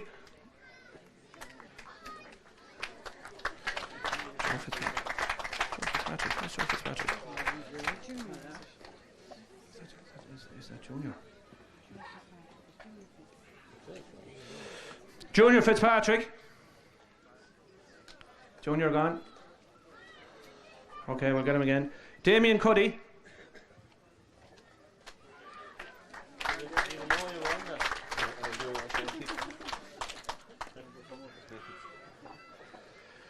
Damien Culleton. Nara.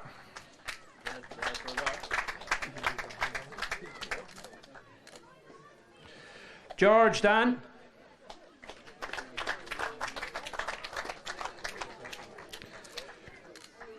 John Carroll.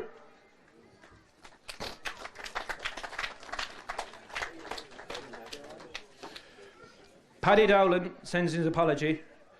And Sean Jar Cuddy.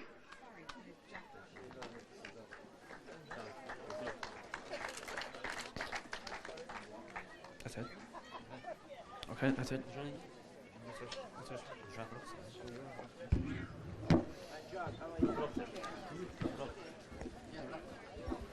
All right,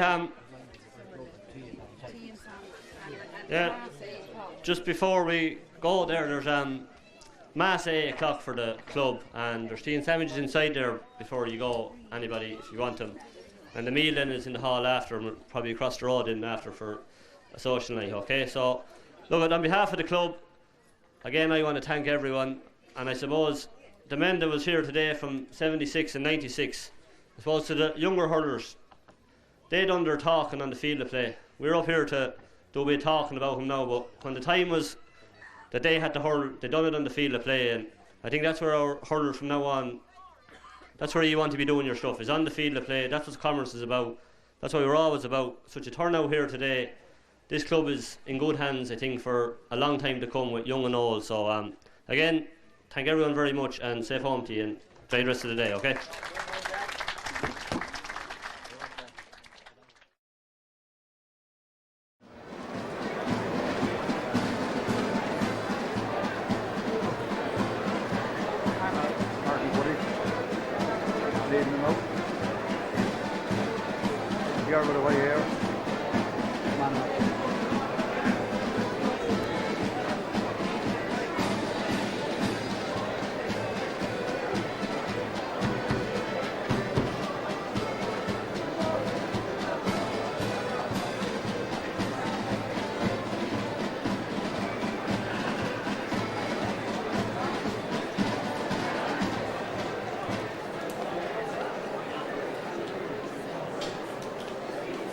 Afternoon, ladies and gentlemen, and I'm now going to introduce to you the Leinster and Leinster champions of 40 years ago.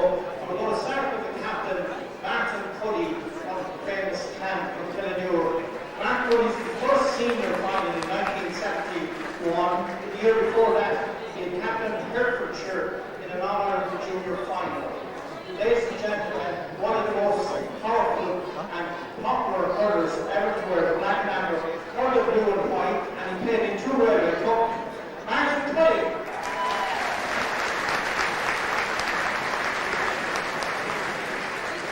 And the second man, number 1 in Camross for many years, won his first senior medal back in '68, and when he was 12 in 1986. Along with Greg McMahon from Rathdowney, he played Railway Cup and has 4 medals. From Shahan, John Carroll.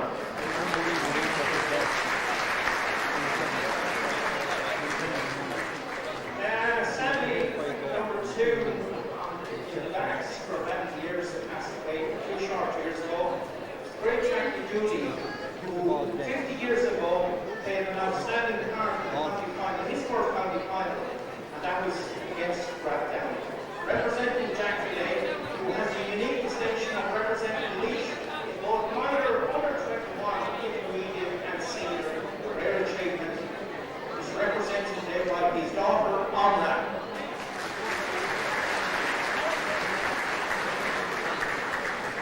Sadly, 4 years ago, yesterday, King Cuddy passed away, and he's represented here today by his son, Jack. Tim Cuddy has the distinction of being the only man in that era to receive the O'Keefe Cup on 3 successive occasions, better known as Gorman to many of his friends. From Ballyhorn, Tim Cuddy represented by Red Jack.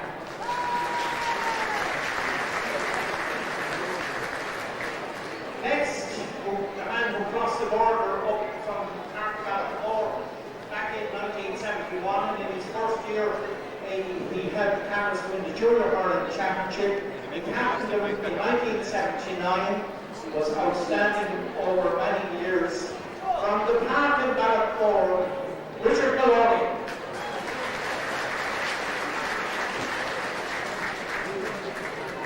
Next, he may be small, but he learned his hurling in a famous place called Fennis's Field. And so anyone here from Kilkenny that all Fennis's Field have produced more All-Ireland medals than any other field in Ireland. He played in an All-Ireland colleges final against Finbars of Farrell Ferris. He was joined by that team by a Cullehill man, Pat Butcher, from Clolan, and he had the unique distinction of winning a Leinster medal in '76, and he won the second in '96.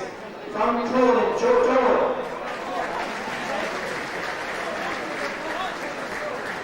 Not too far down the road in Clolan, Cork is James Patrick, or Junior Fitzpatrick. He also was a member of the junior team of '72, who progressed to the senior team a free from 80 metres out from Clonard Curry, Joe Fitzpatrick.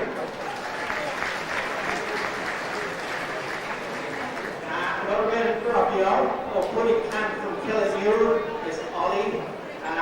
Tour country again before settling down. Camross win 10 or so senior hurling medals. Ollie Curry.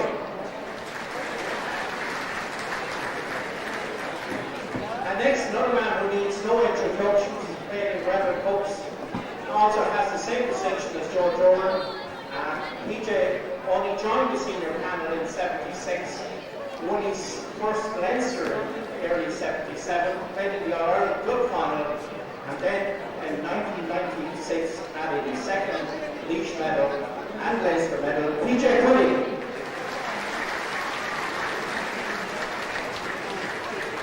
The next man played centre field for many years. Unfortunately, he can't be with us today due to illness, suffered way back in 1980. Paddy Dowling was on the Laois minor team of 1964 along with Glenroe. He's represented today by his wife, Sheila, from the famous Keenan clan in Roundwood. For Paddy Dowling, Sheila. Was described by a Wexford stalwart as the most outstanding half-back, but it was probably as a full forward and be best remembered of over 14 senior hurling medals, scored a goal in the Leinster final against James Stephens, also won a football medal here in 1980 from Carcon Ger Cuddy.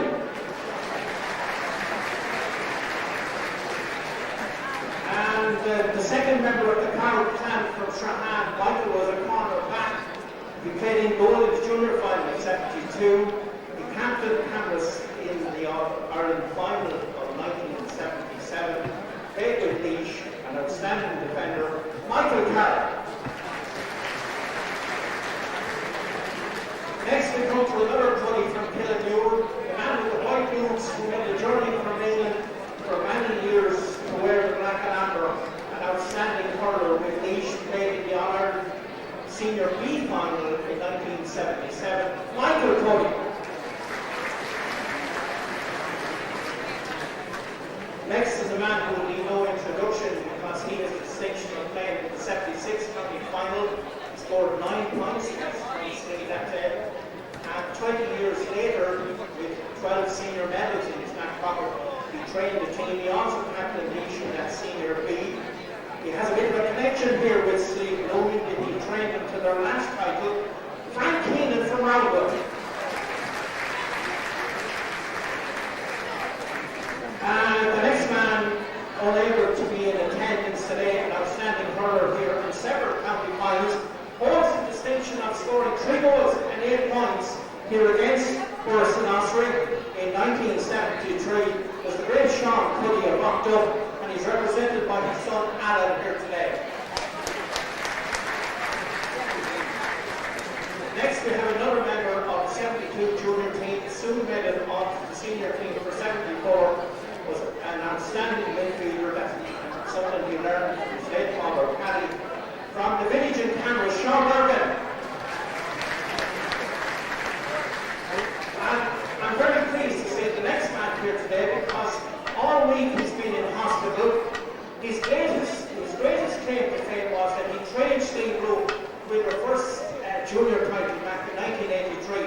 But last Saturday when he heard that his great record was about to be broken, he was taken ill, but got a special dispensation from the doctor, Tim Keenan.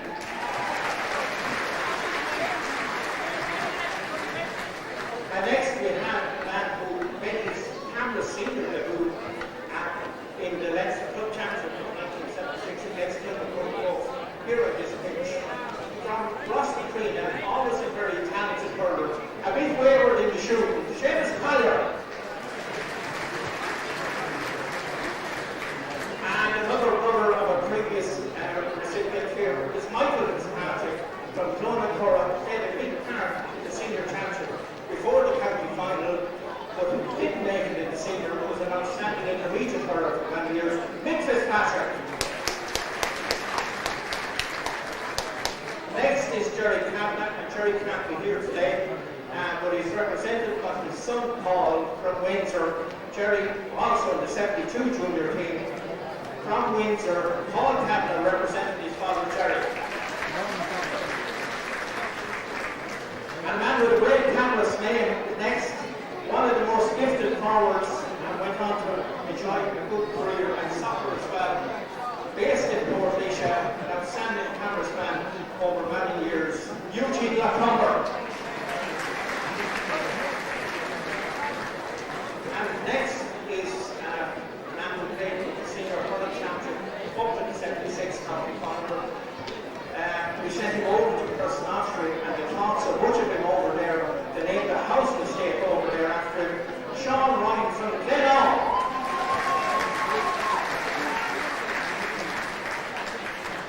And he brought with him another good defender who played in the senior championship of 76. His son's held First Notary for many years, Eric Abraham. Next is Michael Lawler, the goalkeeper of the very first senior title of 1959, has been part and parcel of Camross hurling ever since. From Cartown, Michael Lawler.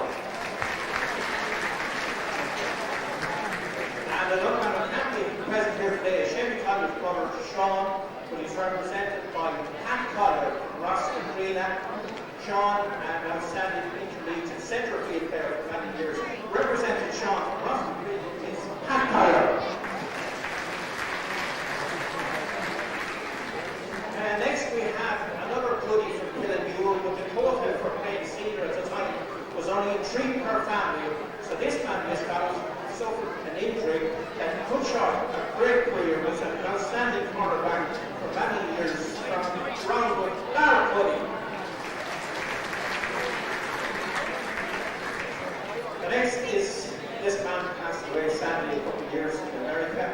He's probably the height of his career. He played here in the under 21 against Kenny in a rare victory for Leash over the Black and Amber. He's represented here by his sister Therese from the street in Coolrain. Therese representing the late Ray Shearer.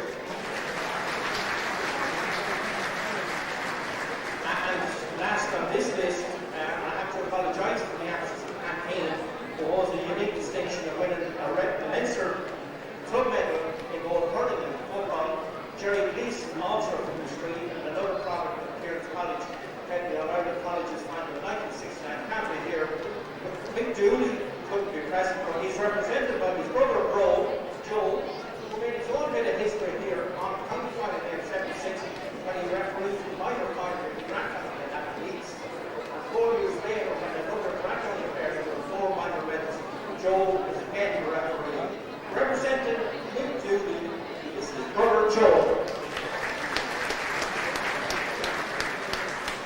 Standing one of the joint managers of 76 was the great Jimmy Lyons, who passed away. He's represented here today by his son, who went on to become the son of the former captain. Represents Jimmy Lyons' son John. How's it going? Right down here, they're back out, but Pat Delaney's still introducing the teams here. The Camross, he's only one more to go. That's all. So, another 3 minutes or so. Teams are in the positions.